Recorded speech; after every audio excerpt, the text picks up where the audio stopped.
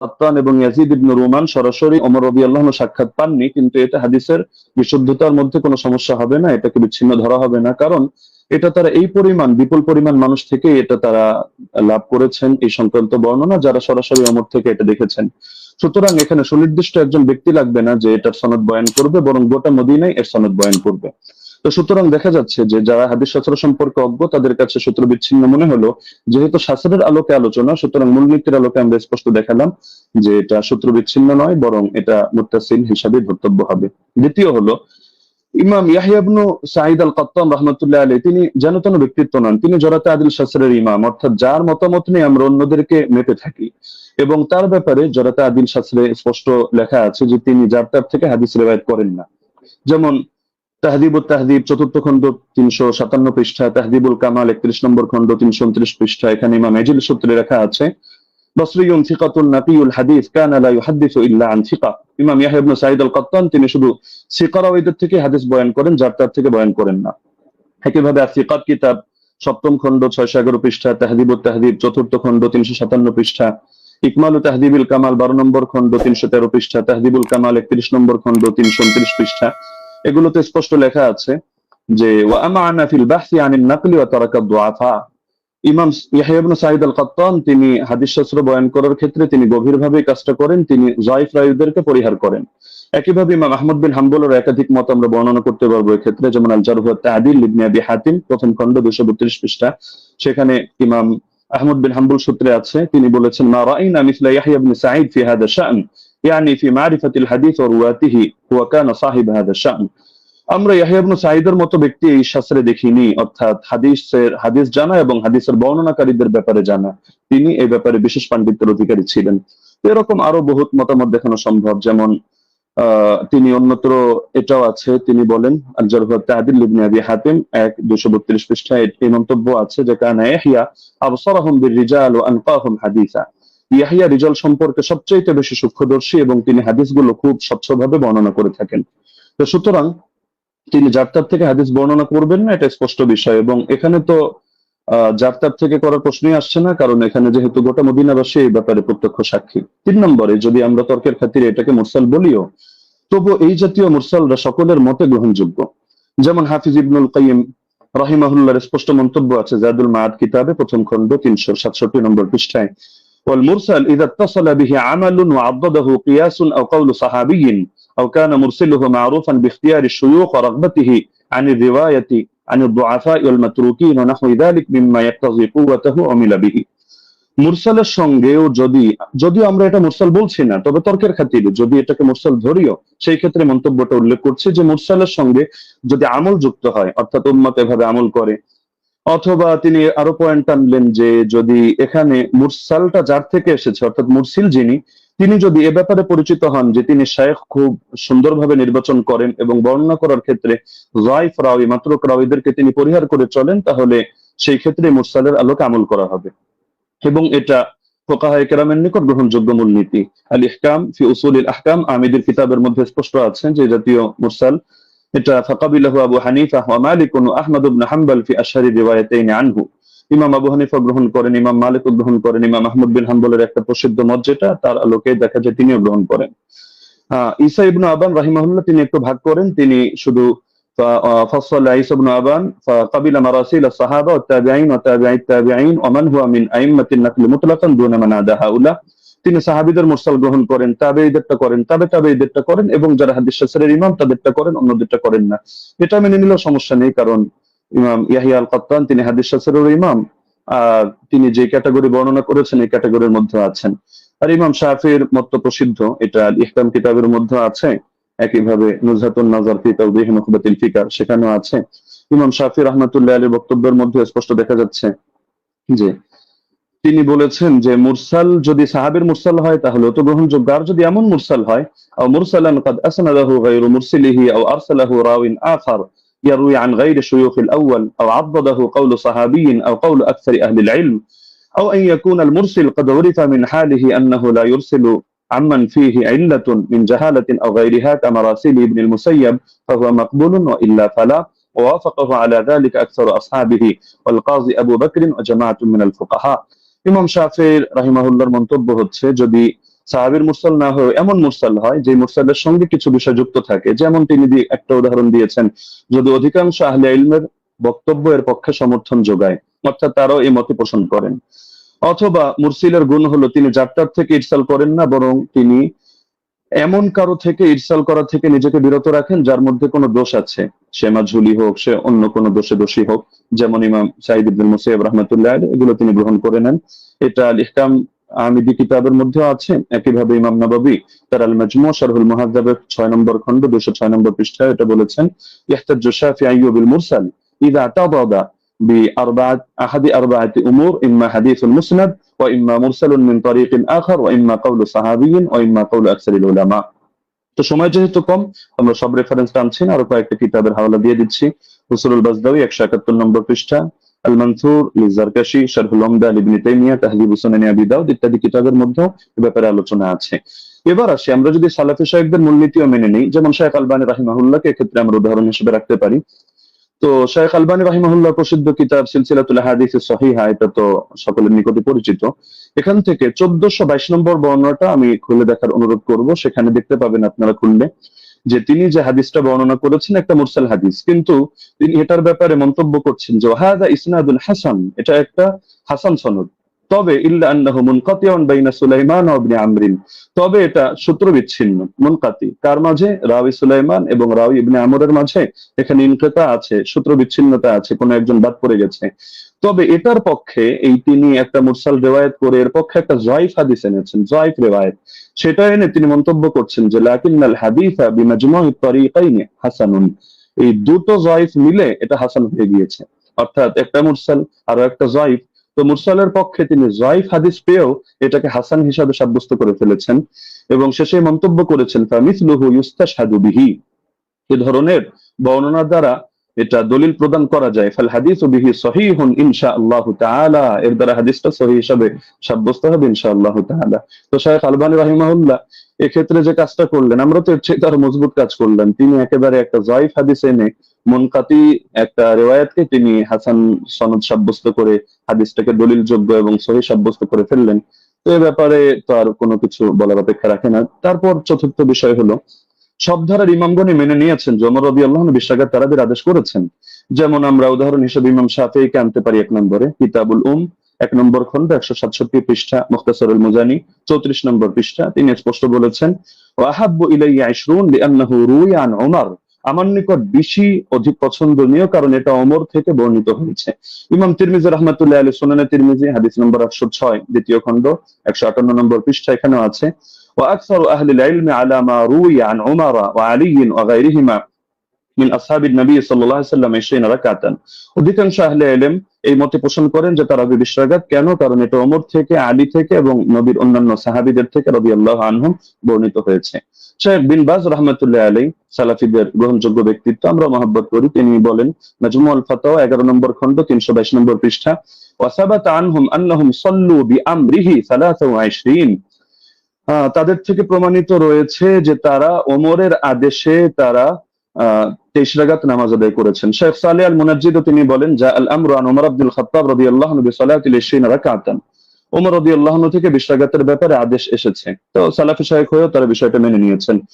তো এর পক্ষে আরো কিছু প্রাসঙ্গিক বর্ণনা আছে, যেটা শেখ সালেহ আল মুনাজ্জিদ তার islamqia.com এর মধ্যে অন্যান্য বর্ণনাগুলো এর পক্ষে প্রমাণ হিসেবে নিয়ে এসেছেন।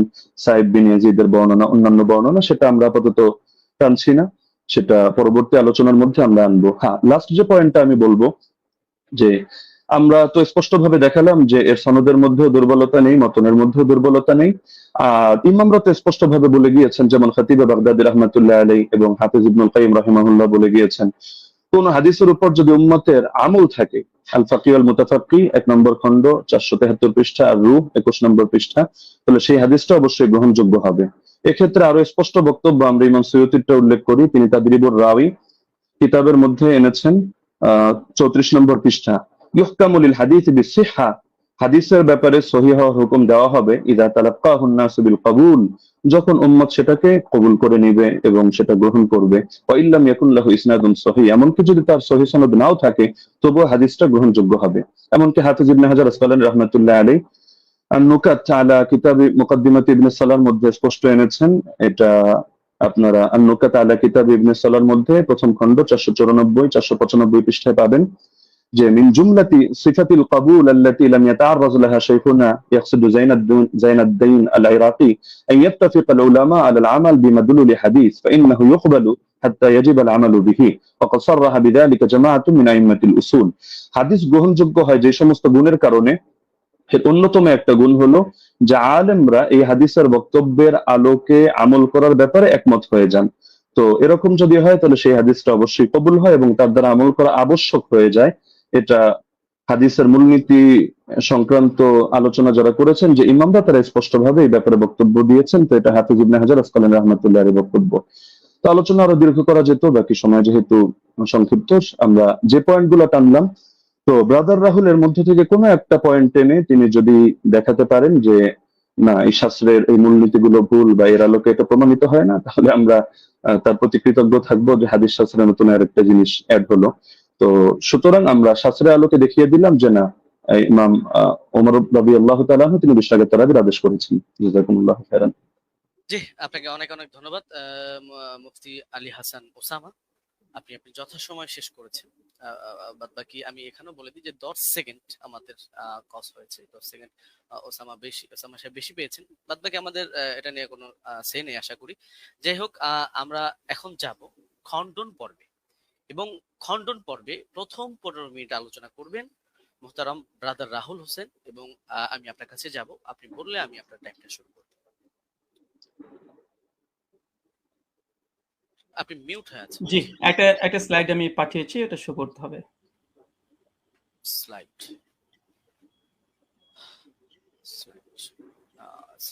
এটা কি একটু দেখবেন প্লিজ। এটা কি স্লাইড আপনার? জি জি জি জি জি জি জি এটাই। জি, আপনি বললে আমি টাইমটা স্টার্ট করব। ওকে, টাইম নাও স্টার্ট। জি, 40 মিনিট। আলহামদুলিল্লাহ, সমস্ত ইনশাআল্লাহ সুবহানাহু ওয়া তাআলার জন্য আমাদের প্রথম পর্ব শেষ হয়েছে।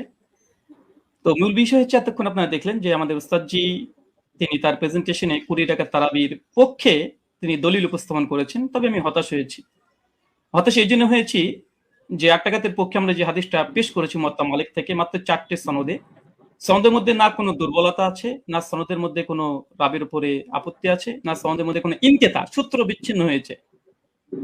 এবং আমি ওস্তাদজিকে আমার 8টা প্রশ্নের মধ্যে 5 নম্বর প্রশ্ন ছিল এইটা, যে এমন একটি দলিল পেশ করবেন যেখানে সূত্র কোনো বিচ্ছিন্ন হয়নি, ইনকিতা নেই, সনের মধ্যে কোনো মুনকাতি কোনো সনদ পেশ করবেন না। দুর্ভাগ্যজনক হলে সত্য কথা, আজকে তিনি প্রথম যে দলিলটা পেশ করেছেন, তিনি একটা মুনকাতি একটা দলিল পেশ করেছেন, সূত্র বিচ্ছিন্ন একটা দলিল পেশ করেছেন। এবং এখানে ইয়াহিয়া সাইদ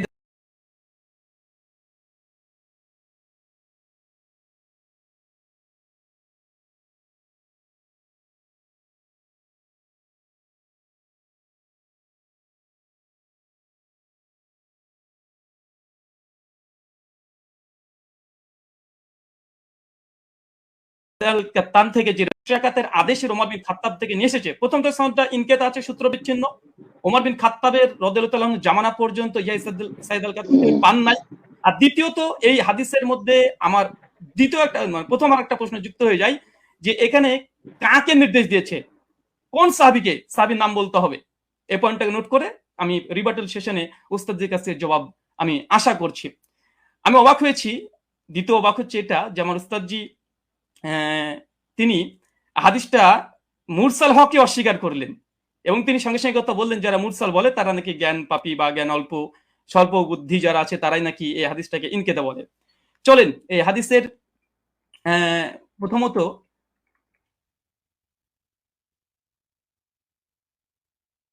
আচ্ছা, প্রথম হচ্ছে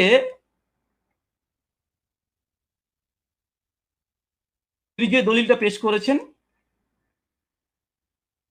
মুনকাতি হাদিস, এই হাদিস নাকি মুরসাল তিনি অস্বীকার করেছেন, ইনকিতা সনদ বিচ্ছিন্ন। অথচ আমরা দেখছি, দেখেন এটা হচ্ছে আসরুস সুনান, আল্লামা নিমবি হানাফি তার একটি কিতাব, তার আসরুস সুনানের 779 নম্বর হাদিসে দেখেন ইয়াহিয়া সাইদ থেকে ওই রিওয়ায়াতটা নিয়ে এসেছে যেটা উস্তাদ জি মুসান্নাফ ইবনে আবি শাইবা থেকে পড়েছেন।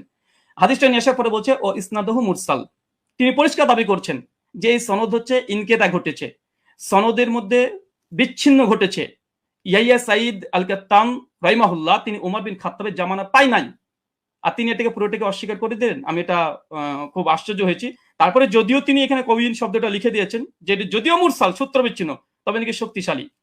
আর একটা প্রশ্ন যুক্ত হয়ে গেল, উস্তাদজিকে বলবো হাদিস সহিহ হওয়ার জন্য কয়টা শর্ত?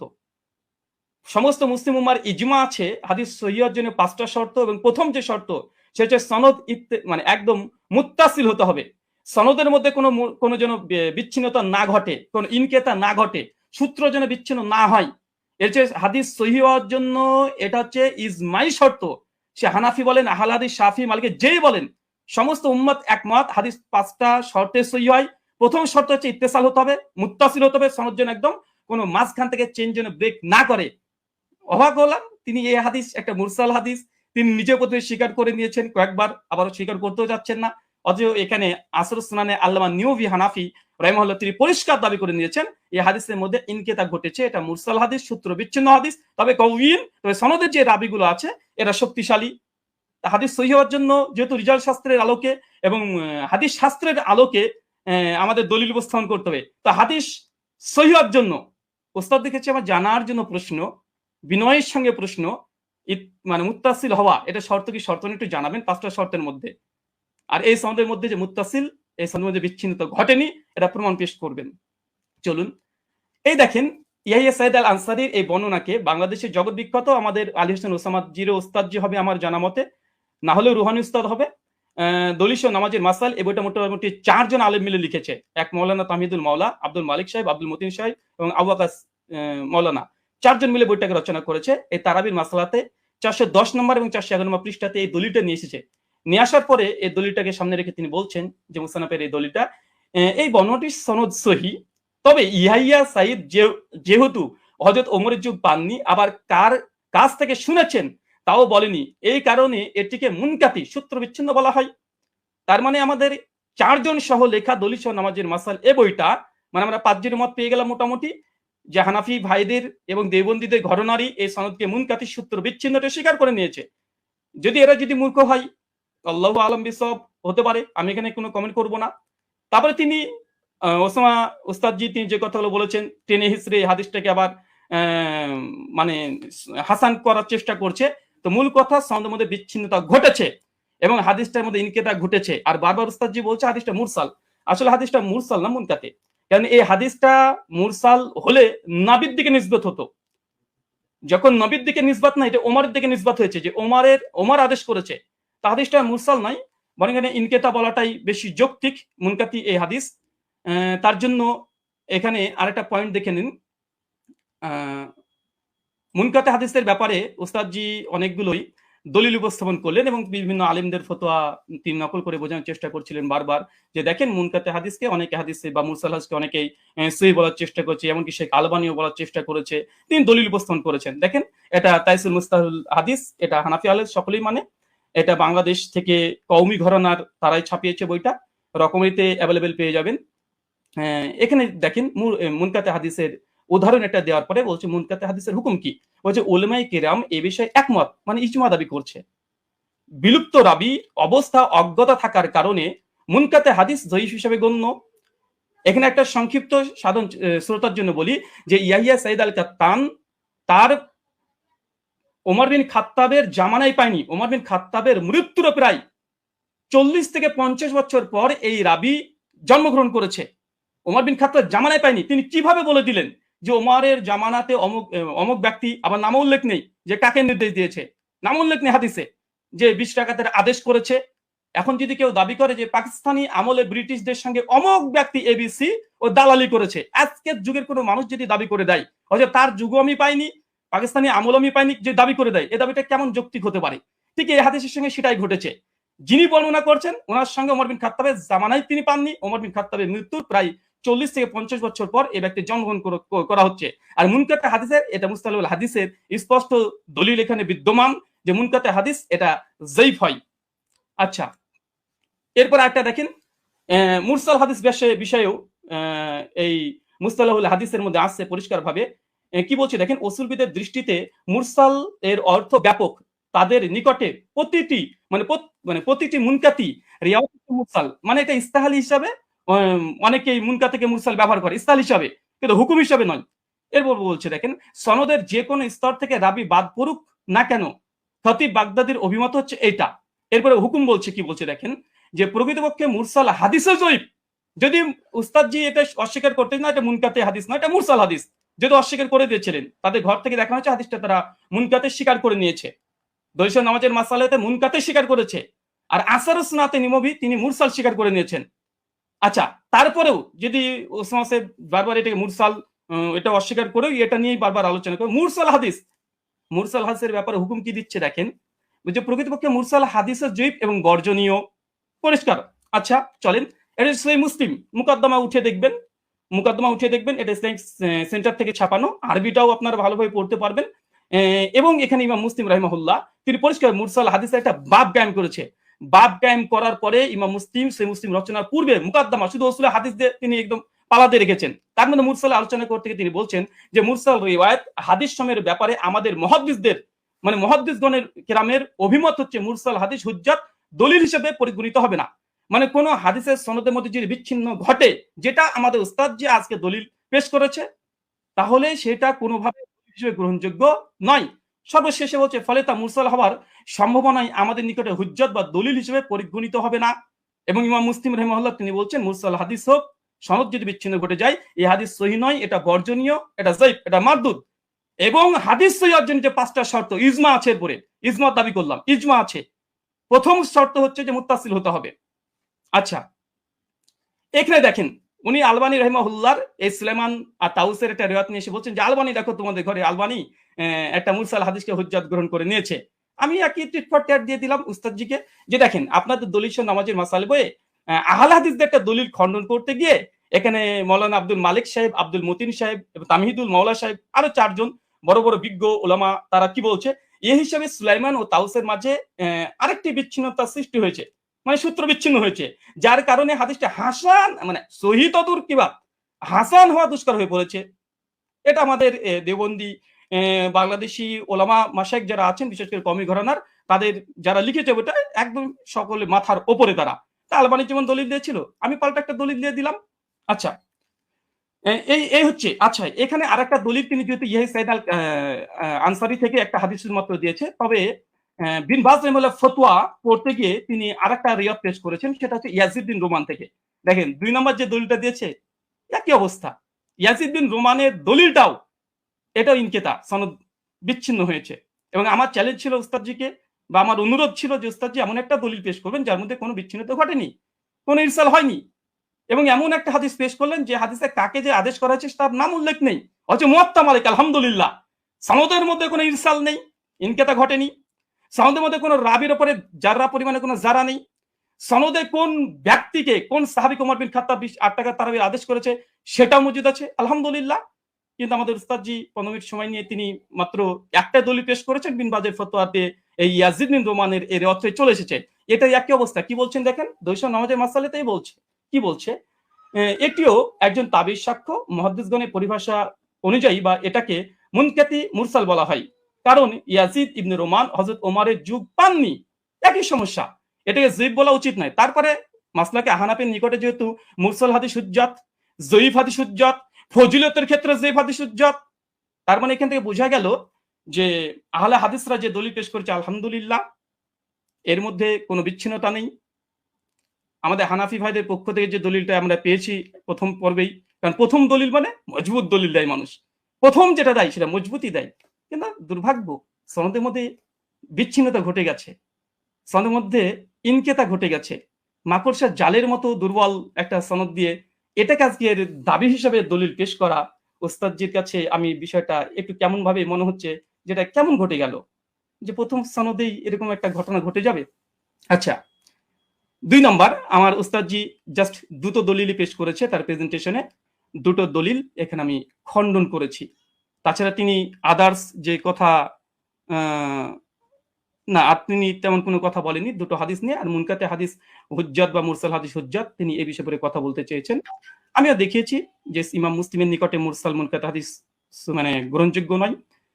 তাছাড়া দলিল নামাজের মাসালাতে স্বয়ং আব্দুল মতিন সাহেব একটা সূত্র বিচ্ছিন্ন হওয়ার কারণে আহলেসের একটা দলিলকে বাতিল ঘোষণা করে দিয়েছে, হাসান হওয়া দুষ্কর বলে দিয়েছে।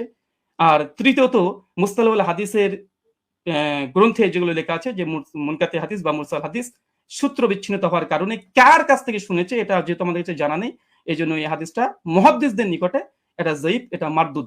এবং আমি একটা প্রশ্ন করে দিয়েছি ওস্তাদ, যে এটা এড়িয়ে যাবেন না, যেহেতু এবার রিবার্টাল সেশন আপনার এড়িয়ে যাবেন না, 8টা প্রশ্ন আপনার মানে কাঁধের উপরে আছে, এবং যেই মানে আমি চেয়েছি যেমন ভাবে তলব করেছি দেওয়ার চেষ্টা করবেন, এবং হাদিস সহিহ হওয়ার জন্য সনদ মুত্তাসিল হওয়া প্রয়োজন কি প্রয়োজন না, এটা প্লিজ দিয়ে আলোচনা শুরু করবেন। আমি আবার আপনাকে 1.5 মিনিট আগে ছেড়ে দিলাম, কেন আপনি জাস্ট 2টো দলিল পেশ করেছেন। শুকরিয়া, ধন্যবাদ, জাযাকাল্লাহ খায়রান, বারাকাল্লাহ ফিকুম। জি ব্রাদার রাহুল হোসেন, আপনাকে অনেক অনেক ধন্যবাদ। খণ্ডন পর্বে আপনি আপনার প্রথম আলোচনাটি শেষ করেছেন, যথাসময়ে শেষ করেছেন এবং আগেই শেষ করেছেন। যেহেতু আমি চলে যাব খণ্ডনের দ্বিতীয় আলোচক যিনি মুফতি শেখ আলী হাসান ওসামা আপনার কাছে, এবং আপনি বললে আমি আপনার টাইমটা শুরু করে দেব। জি, একটু দর্শকদের উদ্দেশ্যে বলবো, দর্শক যারাই দেখছেন অবশ্যই প্রোগ্রামটি শেয়ার করে অন্যকে দেখার জন্য সুযোগ করে দিবেন ইনশাআল্লাহ। জি আলী হাসান ওসামা আপনার কাছে যাচ্ছি, আপনি বললে আমি টাইমটা শুরু করব। জি, শোনা যাচ্ছে আমাকে? হ্যাঁ, আপনাকে ক্লিয়ার শোনা যাচ্ছে। আচ্ছা, জি, শুরু করতে পারেন। জি 7 7 8 9 10 সেকেন্ড। জি ওকে। হামিদান ওয়া মুসাল্লিয়ান ওয়া মুসাল্লিমা আম্মা বা'দ। শাস্ত্রীয় ব্যক্তি ছাড়া আসলে শাস্ত্রীয় আলোচনাটা একটু জটিল ব্যাপারই, যে যতটুকু পরে তার আলোকে গোটা দুনিয়াটাকে মূল্যায়ন করে। তো আমরা যে আলোচনাগুলো করেছি সবগুলো শাস্ত্রীয় মূলনীতিকে উনি এড়িয়ে গিয়ে আমাদের ব্রাদার রাহুল ভাই তিনি হলো অন্যান্য এদিক সেদিকের কথা টেনে, এবং মজার একটা ব্যাপার হলো উনি কি বলবেন আমরা মোটামুটি সবই এক থেকে আইডিয়া করতে পেরেছি, লেকিন আমি যেগুলো বলেছি এটা হয়তো ওনার আনকমন পড়ে গেছে, উনি যার কারণে বিষয়গুলো স্কিপ করে গেছেন। হাতে সময় ছিল, তিনি খণ্ডন করতে পারতেন। তো কি কি স্কিপ করেছেন আর এই খণ্ডন পর্বে যে অসঙ্গতিগুলো বলেছেন এটা নিয়ে তো আমি নেক্সট পর্বে আলোচনা করবো। আগে ওনার কেস প্রেজেন্টেশনের মধ্যে উনি যে কথাগুলো বলেছেন আমরা সেটার মূল্যায়নে আসি। একটা কথা তো তিনি গর্বের সাথে বললেন যে হাদিস সহিহ হওয়ার জন্য 5টা শর্তের ব্যাপারে ইজমা আছে, যে অবশ্যই একমত, ইজমা আছে। তো যার কারণে 3টা জিনিস দেখতে হয় সনদে, 2টো জিনিস দেখতে হয় মতনের মধ্যে, অর্থাৎ মূল টেক্সটের মধ্যে। আপনি দীর্ঘ 15 মিনিট নিয়ে খুব গর্বের সাথে বুক ফুলিয়ে ফুলিয়ে অনেকগুলো কিতাবের রেফারেন্সের আলোকে আপনি শুধু সনদের সৌন্দর্য তুলে ধরেছেন, একেবারে কি কি ফজিলত আছে এটা তুলে ধরেছেন, মতনের বিষয়টা স্কিপ করে গিয়েছেন, আর প্রশ্ন তো কিছু ছড়িয়ে দিয়েছেন। তো আমরা কিছু প্রশ্নের জবাব আমাদের কথার মধ্যে অটো চলে আসবে, বাকিগুলো আমরা আলোচনায় আনবো যেগুলো প্রাসঙ্গিক। আচ্ছা, এখন আমরা আগে মূল আলোচনায় আসি। একটু বোঝার সুবিধার্থে একটু কথাটা শুরু থেকে টানি। ওমর রাদিয়াল্লাহু তাআলা আনহু থেকে তারাবির রাকাত সংখ্যার বর্ণনাকারী 6 জন রয়েছেন। এর মধ্যে একজন তো সাহেব বিন ইয়াজিদ রাদিয়াল্লাহু তাআলা আনহু, আমরা তার প্রসঙ্গে আসছি। আর এছাড়াও আরো বাকি 5 জন রয়েছেন, যাদের 5 জনের প্রত্যেকেই সংখ্যাটা তারাবির রাকাত সংখ্যা 20 বলে উল্লেখ করেছেন। ইয়াজিদ বিন রুমান তিনি 23 বলেছেন, বেতের সহ মুয়াত্তা মালিকে আছে।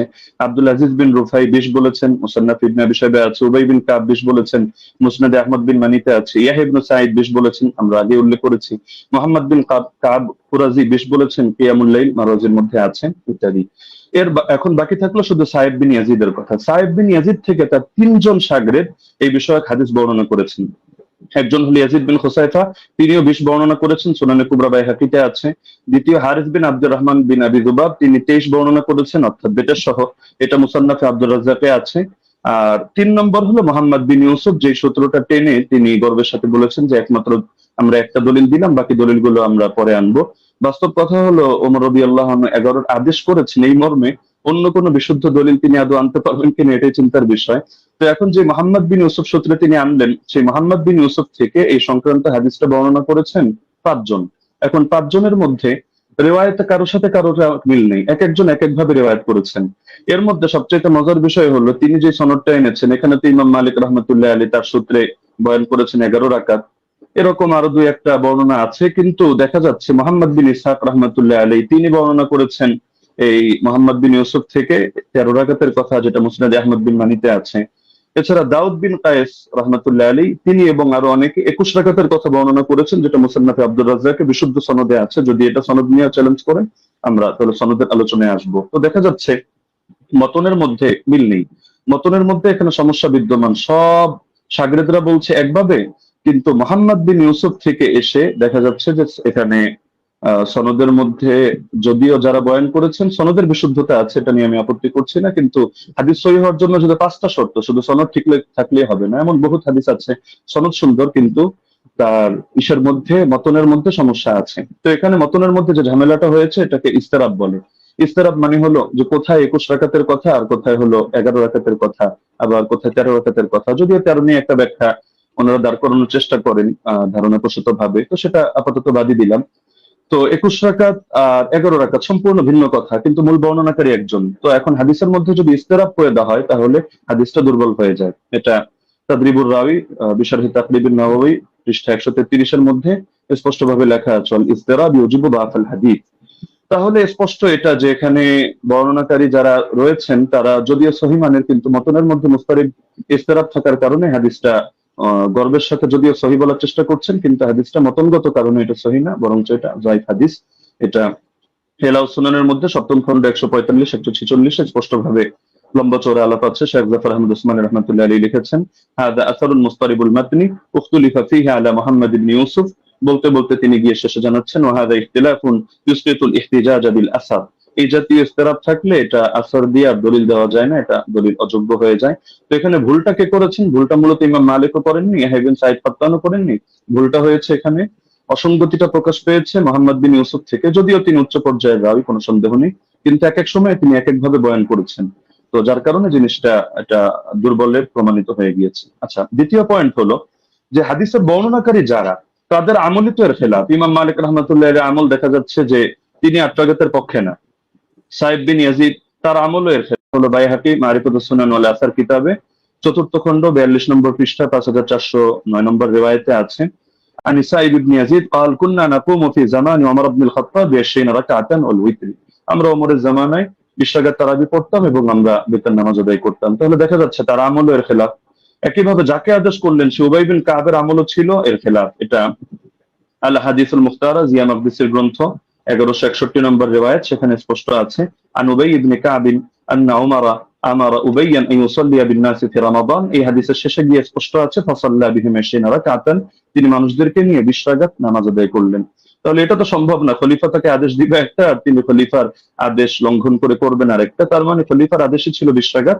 তবে এটা মোহাম্মদ বিন ইউসুফ বলতে গিয়ে একাধিক জায়গায় এক এক রকম বলেছেন, এক জায়গায় তার থেকে কখনো 11 রাকাতের কথা এসেছে। আচ্ছা, মুসান্নাফে আব্দুর রাজ্জাক গ্রন্থের মধ্যে উবাই বিন কাবের এই রিওয়ায়াত আছে 7730 নম্বর হাদিস। সেখানেও দেখা যাচ্ছে যে আন্না উমর জামা আন-নাস ফি রমাদান আলা উবাই ইবনে কাব ওয়া আলা তামিম আদ-দারি আলা 21 রাকাতান। ওমর রাদিয়াল্লাহু আনহু উবাই বিন কাব এবং তামিম দারিকে মানুষকে নামাজ পড়ানোর দায়িত্ব দিয়েছেন 11 রাকাত 21 রাকাত। তাহলে এখানেও দেখা যাচ্ছে যে দাবিগুলো মিলছে না। তো এই জিনিসটা ব্রাদার রাহুল মানুক বা না মানুক ইমাম ইবনে তাইমিয়া রাহিমাহুল্লাহ মেনে নিয়েছেন। ثبت أن أبي بن كعب كان يقوم بالناس 20 ركعة في قيام رمضان ويوتر بثلاث। এটা প্রমাণিত যে উবাই বিন কাব রাদিয়াল্লাহু আনহু তিনি মানুষদেরকে নিয়ে রমাদানুল মুবারকের তারাবিতে 20 রাকাত নামাজ পড়তেন এবং 3 রাকাত বিতর আদায় করতেন। তাহলে ইমাম ইবনে তাইমিয়া রাহিমাহুল্লাহর বক্তব্য দ্বারা স্পষ্ট হয়ে যাচ্ছে। তো একটা মূলনীতি হলো, যদি বর্ণনাকারীর আমল তার বর্ণনার খেলাফ হয় তাহলে এর দ্বারা বোঝা যায় যে বর্ণনাটি আসলে এতে দুর্বলতা রয়ে গিয়েছে। আমলুর রাওয়ি আও ফাতওয়াহু বিখিলাফিল হাদিস আল্লাযী রাওয়াহু ইসকিতুল ইহতিজাজ বিল হাদিস।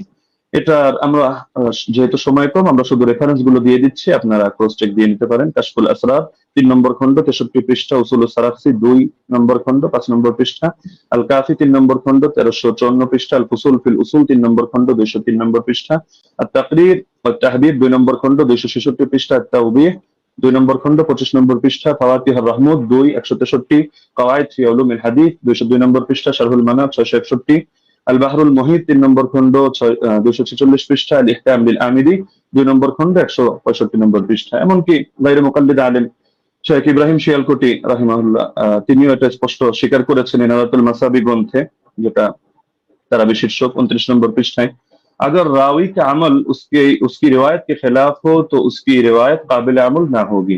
स्पष्ट কথা। 3 নম্বর পয়েন্ট হলো 20 রাকাত তারাবির বিষয়টা তো উম্মতের তাআমুল, উম্মতের ঐকমত্যের দ্বারা প্রমাণিত। তো সুতরাং যদি আমরা তর্কের খাতিরে, এটা তো আমরা দেখালাম যে আসলে ওনার মতনের সমস্যার কারণে ওনার হাদিসটা যতই মুয়াত্তা মালিক বলুক আর যে কিতাবের নামই বলুক, কিন্তু মুয়াত্তা মালিক হওয়ার মানে তো এটা না যে প্রতিটা হাদিসের কোনো জায়গায় কোনো ধরনের কোনো অসঙ্গতি নেই, কোথাও কোনো মতনের মধ্যে ইস্তেরাব নেই, এমন কথা কেউ দাবি করার সুযোগও নেই।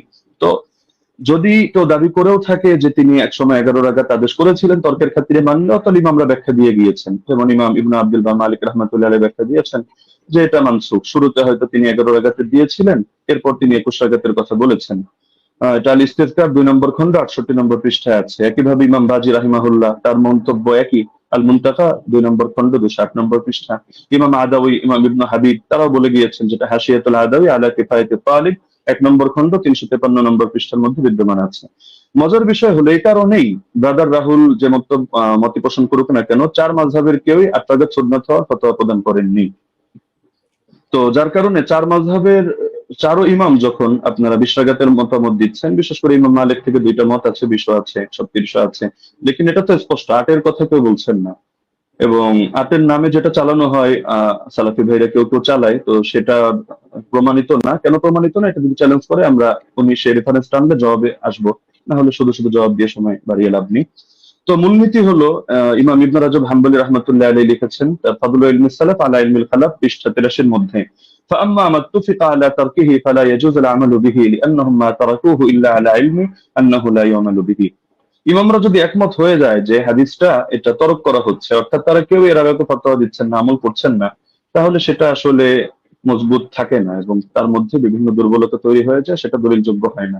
কারণ এটাকেও সাদ বলে। সাদ কখনো সনদের দ্বারাও হয়, কখনো মতনের দ্বারাও হয়। তিনি তার কিতাব শারহুল আলী তিরমিজির মধ্যে 2 নম্বর খন্ড 624 নম্বর পৃষ্ঠা, এই কিতাবগুলোর নাম তো অবশ্যই ব্রাদার রাহুল শোনার কথা, এই পৃষ্ঠাগুলো পড়েছেন কিনা আমি জানি না, না হলে আপনি প্রয়োজনে এগুলো চেক দিয়ে আপনি মন্তব্য করতে পারেন। যে তিনি লিখেছেন ওমা হুয়া শাদুল মাতনি কাল আহাদিস আল্লাতী সাহাহাতিল আহাদিস বিখিলাফিহা ওয়া আজমাআত আইম্মাতুল উলামা আলাল কওলি বিগাইরিহা। যে হাদিসের ক্ষেত্রে দেখা যাচ্ছে যে উম্মতের আলেমদের মধ্যে যারা ইমাম তারা এর বিপরীত ফতোয়া দিচ্ছেন, সেই ক্ষেত্রে সেই হাদিসের মতনকে শায হিসাবে বিবেচনা করা হয়। অর্থাৎ শায যদি কোনো হাদিসের মতনকে বলা হয় তাহলে সেটা সহিহ থাকে না। তাহলে দেখা যাচ্ছে যে যদি উনি পয়েন্ট বলেছেন অনেকগুলো এবং গর্বের সাথে বলেছেন, কিন্তু সবগুলো মিলে উনি সনদের আলোচনায় সীমাবদ্ধ থেকেছেন, মতনের আলোচনায় আসেননি। আমরা মতন থেকে কয়েকটা পয়েন্ট দেখালাম, আরো অনেক পয়েন্ট দেখানো সম্ভব, যে উনি যে হাদিসটা দেখিয়েছেন এটা মুস্তারিদ একটা হাদিস। আচ্ছা, এখন প্রাসঙ্গিকভাবে কয়েকটা আলোচনা করে ফেলি যেহেতু হালকা সময় বাকি আছে। তিনি মুরসাল না মুনকাতি এটা নিয়ে একটু জ্ঞান দেওয়ার চেষ্টা করেছেন, যে এটাকে আমি কেন মুরসাল বললাম, মুনকাতি বলা উচিত ছিল। আসলে কোন জায়গায় কোন শব্দ ব্যবহার হবে এটা পরিভাষাগুলো একটু বিস্তরভাবে পড়া লাগে। শুধু একটা তাফসীর মুস্তালাহিল হাদিস পড়েই ইমাম আফরাফি হয়ে গেল তো মুশকিল ব্যাপার। যেমন আমি আপনাকে প্রসিদ্ধ কিতাব যেটা আপনারা পড়েন নুকাত আলা মুকাদ্দিমাত ইবনে সালাহ 1 নম্বর খন্ড 447 পৃষ্ঠা দেখবেন।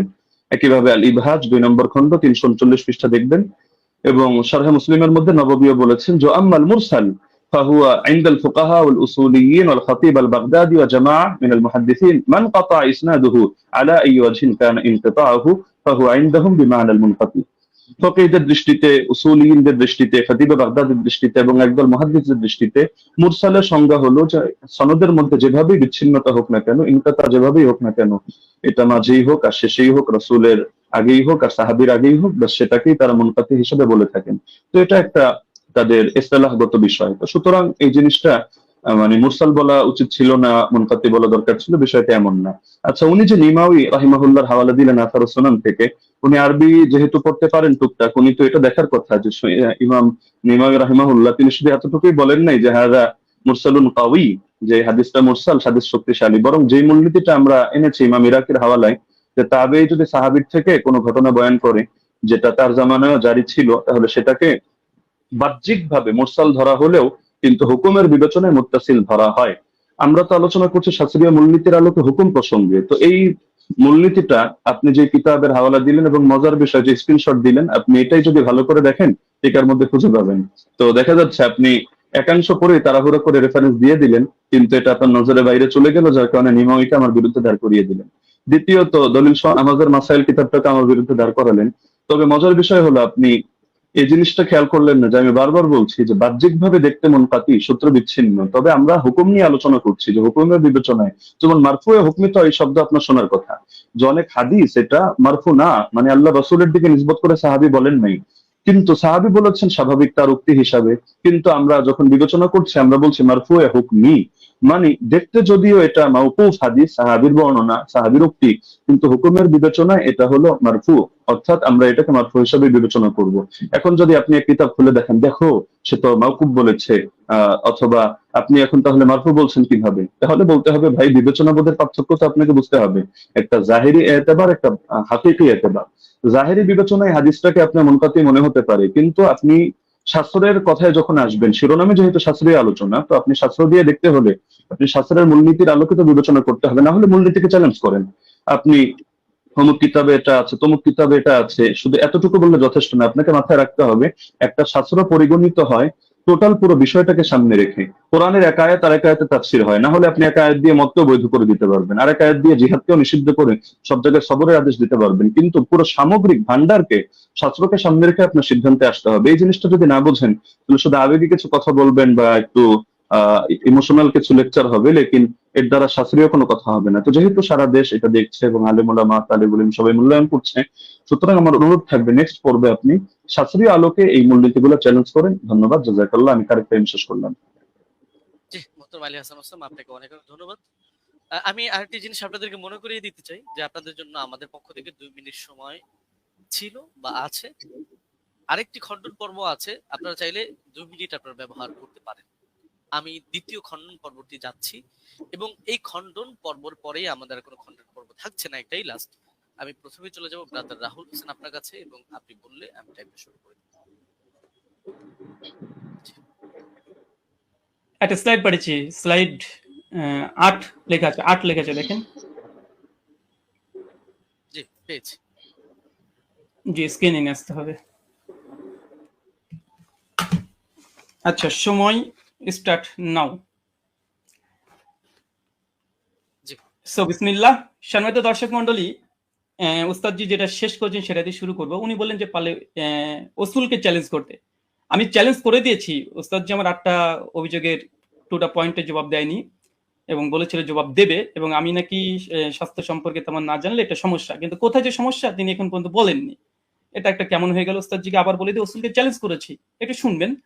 আমি আপনাকে বলেছিলাম যে হাদিস সহিহ হওয়ার জন্য ইজমাই ওসুল হচ্ছে 5খানা শর্ত লাগবে। প্রথম হচ্ছে মুত্তাসিল হওয়া, সনদের মধ্যে শক্তিশালী হওয়া, সনদের মধ্যে বিচ্ছিন্ন যেন না হয়, এবং দেখানো হয়েছে যে সনদের মধ্যে বিচ্ছিন্নতা আছে। ইয়াহি সাইদ আল কাত্তান উমর বিন খাত্তাবের যুগ পান নাই। এটা হুকমান মারফু বা আপনি যতই প্রমাণ করার চেষ্টা করেন না কেন, কোনোভাবেই এটা প্রমাণ করা সম্ভব নয় যে সনদের মধ্যে ইনকেতা ঘটেনি, যেটা আমি দেবন্দি হানাফি বেল কিতাব থেকে দেখিয়েছি। 2 নম্বর বিষয়, এখানে তিনি আমাকে যে কথাটা আবার বলতে চাইলেন সেটা হাদিস সাজ হওয়া, এবং এর সঙ্গে সঙ্গে বললেন দেখেন 8 টাকাতে তারাবি যেটা দাদা রাহুল পেশ করেছেন সেটা মুয়াত্তা মালিক থেকে, আর মুয়াত্তা মালিকের সনদের রাবিদের মধ্যে কোনো সমস্যা নেই। তবে মতন নিয়ে ব্রাদার রাহুল কোনো কথা বলেনি। অভিযোগ করে তো দেখেন, অভিযোগ করলে তো জবাব দো, আপনি তো অভিযোগটা করেননি, বরং দ্বিতীয় পর্বে এসে অনেকগুলো 1 ডজন দলিল আপনি এখানে পেশ করেছেন। এটা একটা মানে কোয়ালিটি আছে, যে শেষ পর্বে একসঙ্গে অনেকগুলো দিয়ে দিব যেন আর সময় না পাওয়া যায়, এটা আমরাও বুঝি। চলেন আপনার সেটার জবাব দিয়ে দিই। উনি বললেন যে মোহাম্মদ বিন ইউসুফ থেকে 3 জন, সাইদ বিন ইয়াজিদ থেকে টোটাল 6 জন হাদিস বর্ণনা করেছে তারাবির 20 রাকাতের টোটাল তারাবি রাকাত সংখ্যার উপরে। তার মধ্যে মোহাম্মদ বিন ইউসুফ একজন, যিনি 3 জন হাদিস বর্ণনা করেছে মোহাম্মদ বিন ইউসুফ থেকে। এক ইমাম মালিক, যিনি 11 রাকাতের কথা বলেছে, যেটা আমার দলিল দেখিয়েছি। উনি বলেন মোহাম্মদ বিন ইবনে ইসহাক, উনি 13 রাকাত, আর দাউদ বিন কায়েস তিনি 21 রাকাত। অতএব এখানে ইজতিরাব ঘটেছে। বাহ, চমৎকার। উস্তাদজিকে বলবো আর একটু পড়াশোনা করতে হবে। শুধু মোহাম্মদ বিন ইউসুফ থেকে মাত্র 3 জন নয়, টোটাল ব্যবহার করেছে 8 জন হাদিস। আপনার সামনে স্ক্রিন দেখতে পাচ্ছেন। ইয়াহিয়া সাইদ আল কাত্তানের মতো মুহাদ্দিস, আপনি যার কথা বলেন, উনিও ব্যবহার করেছেন। উনি মোহাম্মদ বিন ইউসুফ থেকে 11 রাকাতের কথা আদেশ করেছেন, যেটা মুসনাদ ইবনে আবি শাইবাতে রিওয়ায়াত স্পষ্ট সেই সনদে প্রমাণ আছে। যদি সম্ভব হয় একটা কিলোকাল করে দেখাবেন, আমি স্ক্রিন নিয়ে আসছি। 2, ইমাম মালিক তো দেখলেন একটু আগে, ইসমাইল বিন জাফর তিনিও বর্ণনা করেছেন 4, ওসমান ইবনে যায়েদ আল লাইসি তিনিও বর্ণনা করেছেন 11 রাকাত, ইসমাইল বিন উমাইয়া তিনিও 11 রাকাত, আব্দুল আজিজ বিন মুহাম্মদ তিনিও 11 রাকাত। টোটাল মোহাম্মদ বিন ইউসুফের 8 জন শাগরেদ। পয়েন্ট টু বি নোটেড, ভালোভাবে দেখেন, গেম ঘুরে যাবে এখান থেকে।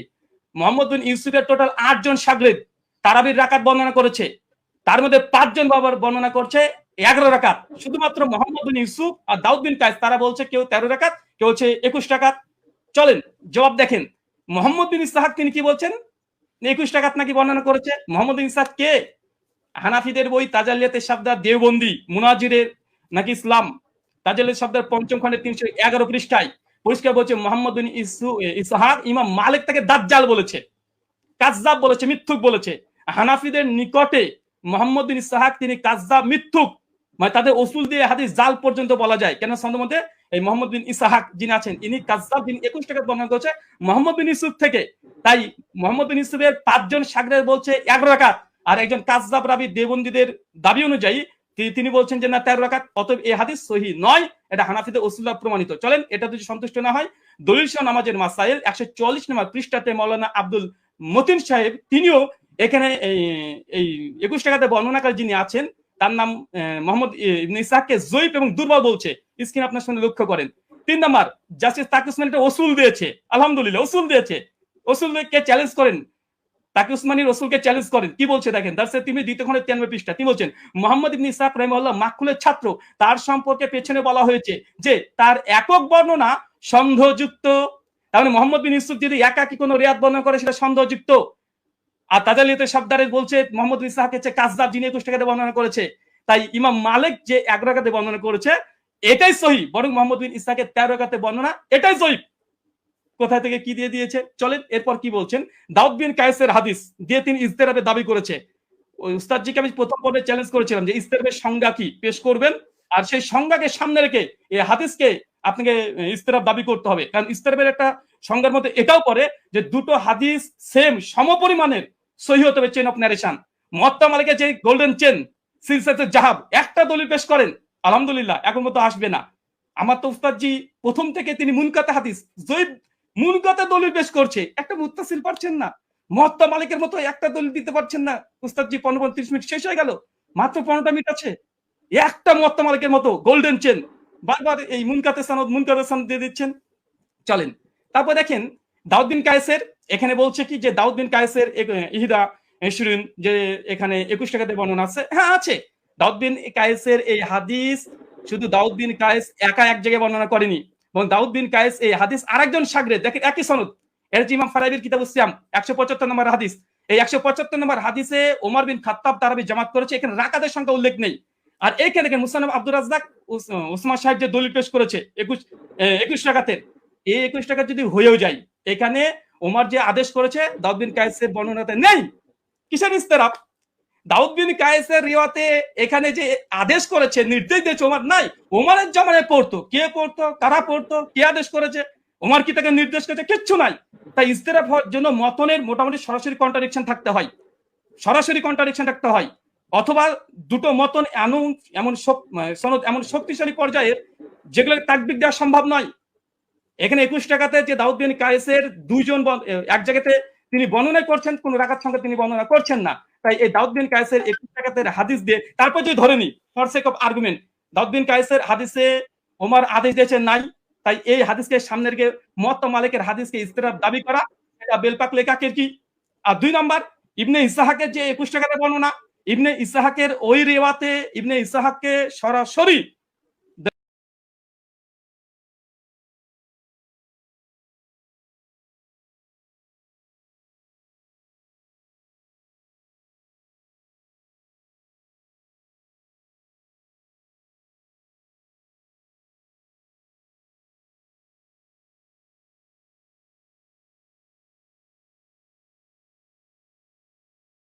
বন্ধুরা কাজটা বলছে আলোচনা ছিল যে তিনি কোনো ফাতোয়া ফারাজ দিবেন না। তিনি উসাইমিনের ফতোয়া নিয়ে এসেছেন, ইবনে তাইমিয়ার ফতোয়া নিয়ে এসেছেন, ইবনে আব্দুল বারের ফতোয়া নিয়ে এসেছেন, স্যার মাযহারের ফতোয়া নিয়ে এসেছেন। ফাঁকা মাঠে গোল দিতে চেয়েছেন, এখানে থামানো হয়নি। যদি এরকমই হয় আমরা দল দিতে পারি, চলে সামনে আসছে। আচ্ছা, তার মানে বোঝা গেল মোহাম্মদ বিন ইসহাকের ওই রেবাত 3 জন নাই, ইসলাজি 8 জন। 5 জন বলেছে 11 রাকাত, আর 2 জন বলেছে 13-21, আর দুটো হাদিসই জয়ীফ হানাফি দেবন্দীদের উসুল অনুযায়ী। তাই ওটা দিয়ে ইস্তিরাব দাবি করা বেলপাকলে কাকের কি এরকম হয়ে যায়। আচ্ছা, ওস্তাদজির অভিযোগ ভিত্তিহীন প্রমাণ হয়ে গেছে। প্রথম কথা 8 টাকাতে তারবি আলহামদুলিল্লাহ, ওটা না মতনি জয়ীফ না মতন না ইস্তিরাব, কোনো কিছু নেই। এবং চ্যালেঞ্জ করেছিলাম যে মানে বিগত দিনে 1284 হিজরি পূর্বে দেবন্দী মাদ্রাসা প্রতিষ্ঠা হওয়ার আগে কোন মুহাদ্দিস হাদিসটাকে ইস্তিরাব দাবি করে বাতিল করেছে, প্রমাণ দিতে পারেনি। 8টা প্রশ্ন ছিল। আচ্ছা, 20 রাকাত ইতিহাস বললেন, যখন 20 রাকাতের ইতিহাস, 20 প্রথমে হয়তো 11 রাকাত তারাবির আদেশ করেছিল ওমর বিন খাত্তাব, পরে হয়তো 20 রাকাত করেছে। তার মানে তিনি স্বীকার করে নিয়েছেন অর্ধেক যে ওমর বিন খাত্তাব 11 রাকাতের আদেশ করেছিলেন। আলহামদুলিল্লাহ। অনেকে বলে যে ছিলই না, কোনোদিনই ছিল না। 1984 প্রথম দাবি। দলিল নামাজের মাসালে কি বলছে দেখেন, ওমর বিন খাত্তাব 11 রাকাত তারাবির আদেশ করেছে, পরবর্তী সময় মানুষেরা 20 রাকাত পড়েছে। উমারের আদেশে পড়েছে দেখাতে পারবে না ইনশাল্লাহ। দেখা দলিলের নামাজের মাসালেও তো আছে, ইমাম বাইহাকির ওই কলটা নকল করেছে যেটা উস্তাদজি ওমর বিন খাত্তাব 11 রাকাতের আদেশ করেছিলেন, কিন্তু পরবর্তী সময়ে কিরাত ভারী হওয়ার কারণে তার রাকাত সংখ্যাকে বাড়িয়ে দিলেন, কিরাতকে কমিয়ে দিলেন। তো মানুষজন জনগণ তারা ওমরের আদেশে নয়, ওমরের আদেশে নয়, কে বা কারা তারা 20 টাকা চালু করেছিল ওমরের জামানায়, কিন্তু ওমরের আদেশে নাই। ওমরের আদেশে কত রাকাত? মালিকের 11 রাকাত, স্পষ্ট প্রমাণ। এখানে দেখেন মালিকি মাযহাবের ইমাম হাবিব মালিকি দলিলের নামাজের মাসাল থেকে দেখাচ্ছে যেন একটু পুষ্টিকর বেশি হয় তথ্যগুলো। কি বলছে দেখেন, যে প্রথমে 11 রাকাতই ছিল, মানে ওমরের আদেশ 11 রাকাতই ছিল, কিন্তু তারা কিরাত লম্বা করতেন, ফলে ভারী ঠেকতো। পরে তারা রাকাত সংখ্যা বাড়ালেন, মানে ওমরের আদেশে নয়, জনগণ এমনি বাড়িয়েছে, রাকাত বাড়িয়ে দিয়েছে, কিরাত ছোট করে দিয়েছে, তাই ওটা বাতিল। তিনি বললেন যে ইমাম মালিক ছাড়া নাকি কেউ করেনি। এটা আপনি দেখেন যে ইমাম মালিক ছাড়া কতজন করেছে। ইমাম মালিক ছাড়া টোটাল 7 জন বর্ণনা করেছে। এখানে আমাদের স্ক্রিন আপনারা দেখতে পাচ্ছেন। ওই দাবিটা ওসমান সাহেবের একটু হাদিসের মতন সম্পর্কে অজ্ঞতাই আছে বলবো। যদি মানে মনে করেন যে না আমি একটু বাড়াবাড়ি করলাম, তো কিছু করার নেই, একটু বলতে হবে। আচ্ছা এখানে দেখেন,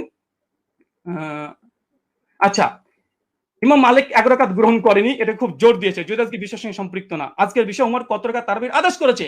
ওস্তাদজি মুনকাতে দলিল দিয়েছে, মুত্তাসিল দিতে পারেন আলহামদুলিল্লাহ। আমরা একদম chain of narration golden chain দিয়েছি। আচ্ছা ইমাম মালিক 11 রাকাতের আদেশ করেনি, চলেন দেখেন এটা কিতাব সালাতুত তাহাজ্জুদ, এটা আব্দুল হক আন্দলুসি রাহিমাহুল্লাহর গ্রন্থ। ইমাম মালিকের শাগরেদ ছাত্র তার বলছে, কি বলছে দেখেন, এখানে বলছে কলা শাহ বিন আব্দুল আজিজ আন মালিক, মানে ইমাম মালিকের ছাত্র, তিনি রিওয়ায়াত করছেন, কি বলছেন, আল্লাজি আখতারা বিহা, ইমাম মালিক যেটাকে গ্রহণ করেছে, এখতিয়ার করেছে, কি করেছে, বিহি নাফসি, ইমাম মালিক নিজের জন্য কত রাকাত তিনি করেছেন। তারপর তিনি বলছেন দেখেন, ফি কিয়ামে রমাজান হুয়াল লাজি জামা, ইমাম মালিক উমর বিন খাত্তাব যার পরে জমা করেছে উমর বিন খাত্তাব, সেটা হচ্ছে ইহিদা আশারাতা রাকাতান ওয়া হুয়া সালাতে রাসূলুল্লাহ সাল্লাল্লাহু আলাইহি ওয়াসাল্লাম। এখানে ইমাম মালিকের কথা নকল করছে সঙ্গে ইমাম মালিকের ছাত্র। আমি এখানে ইমাম মালিকের ছাত্র ডাইরেক্ট কল, তিনি বলছেন যে ইমাম মালিক যেটা গ্রহণ করেছিলেন সেটা হচ্ছে 11 রাকাত, যেটা ছিল রাসূলুল্লাহ সালাত এবং ওমর বিন খাত্তাব যার পরে জমা করেছে, প্রথম কল। দ্বিতীয় দেখুন এখানে হচ্ছে ইবনে কাসিমের একটা কলমে নকল করে গেছি। ইবনে কাসিম তিনি মালিক থেকে বর্ণনা করছে যে ওমরের জামানায় 36 রাকাত পড়া হতো, 36 রাকাত পড়া হতো, কিন্তু ইমাম মালিক কত গ্রহণ করেছে দেখেন, শেষে লাল দিয়ে দাগানো আছে। তারপরে হচ্ছে আক্তারা ওয়া নাফসি, ইমাম মালিক নিজের জন্য যেটা নির্ধারণ করেছে ইহিদা আশারাত রাকাতান, কিন্তু ইমাম মালিক নিজের জন্য 11 রাকাত, মানে ইমাম মালিকের সময় মানুষ 36 রাকাত পড়ছে, কিন্তু ইমাম মালিককে যখন সরকার যখন চিঠি পাঠায়, এই ঘটনা বর্ণনা আছে অনেক জায়গাতেই, তারপরে তাকে যখন বললো যে নামাজের সঙ্গে কি কমিয়ে দেবো, সেই সময় মালিক বলছে তারা পড়তে থাক, কিন্তু আমি নিজের জন্য ফি নাফসি, আমার জন্য ইহিদা আশারাত রাকাতান, আমি 11 রাকাতকে আমি নিজের জন্য গ্রহণ করলাম। মানুষ কি পড়ছে দেখার দরকার নেই, এবং মালিককে কথা মেনে নিন।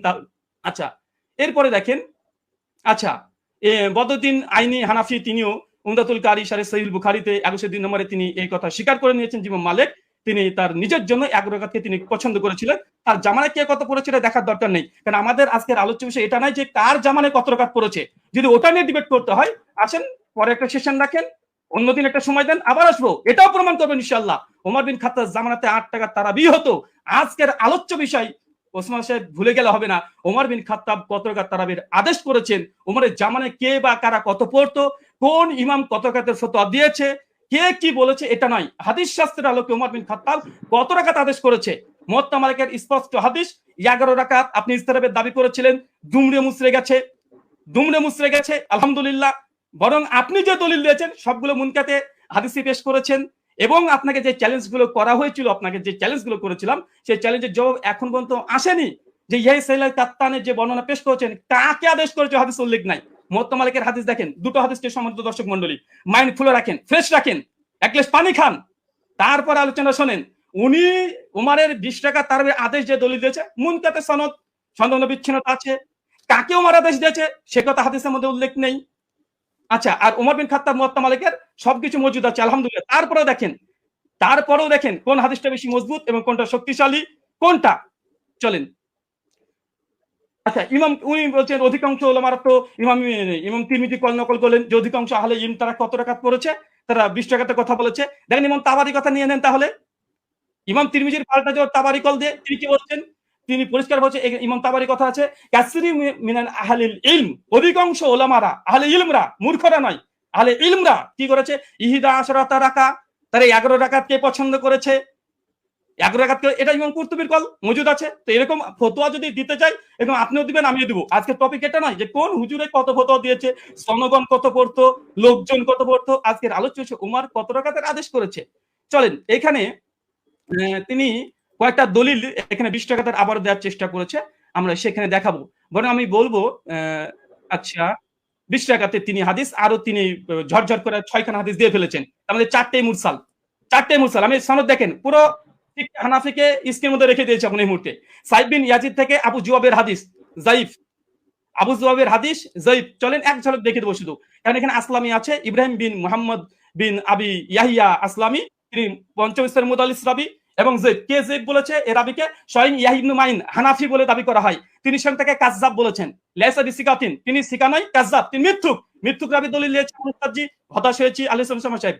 2 নাম্বার, আবুল আলিয়ার যে বর্ণনা পেশ করেছে, আবুল আলিয়ার বর্ণনা আবু জাফর রাজি জয়ীফ রাবি, কে বলেছে দেখেন এখানে নাজমুর রায়াত হাফিজ জাইলি কি বলছে, আবু জাফর মুতাকাল্লিম ফি, তিনি বিতর্কিত রাবি। ওয়ালা আলী ইবনুল মাদিনী, তিনি অনেক মানে ইস্তেরাব করতেন। ওয়ালা আহমদ লাইসাবি কয়িন, ইমাম আহমদ বিন হাম্বল বলছে এই আবু জাফর রাজি ইনি হচ্ছেন শক্তিশালী নয়। ওয়ালা আবু জুরা রাজি, ইয়াহুম কাসিরা, অধিকাংশ ভুল করতেন।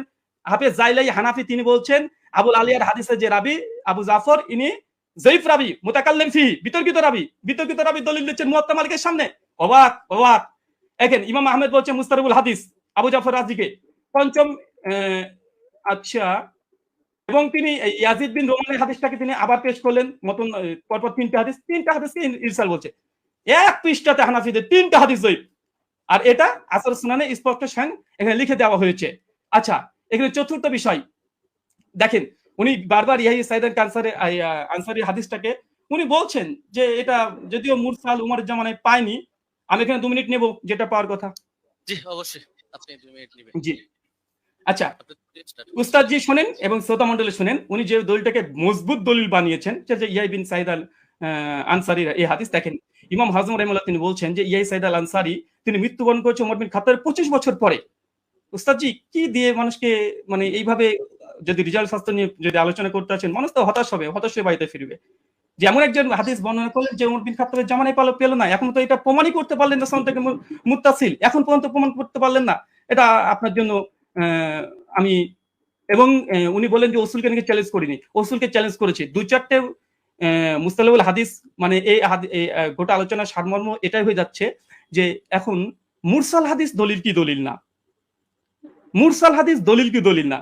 আরে যদি তর্কের ক্ষেত্রে ধরে নি মুরসাল হাদিস দলিল, মুয়াত্তা মালিকের মতো গোল্ডেন চেনের সঙ্গে টেক্কা দিতে পারে, ধরেও নি ফর সেক অফ আর্গুমেন্ট, কোথায় কি আর কোথায় কি, যে ধরেও নি। তারপরে দেখেন এখানে আরেকটা উনি বললেন যে ওমরের জামানাতে পড়ার কথা, যদি ওমরের জামানার কথা হয় আমরা তো দলিল দিয়ে দিতে পারবো যে ওমরের জামানাতে সাহাবীরা, ইয়াহিয়া সাইদ আল কাত্তানির মতো সাহাবীরা তিনিও 11 রাকাত তারাবি পড়েছেন। এই মর্মে অনেকগুলো দলিল আমরা দেখে দিতে পারবো। আমি এক ঝলক শুধু দেখে দেবো, তিনি যেহেতু অনেক সাহাবীদের কথাও তিনি দলিল হিসেবে নিয়ে এসেছেন যে তারা কোন কোন জামানায় তারা পড়তো। আচ্ছা চলেন, আচ্ছা এখানে ইয়াহিয়া সাইদ আল আনসারীর যে রিওয়ায়াত নিয়ে এসেছে দেখেন, আমি এখানে 4 জন এখানে রেখে দিচ্ছি, এখানে 4 জনের নাম দেখেন।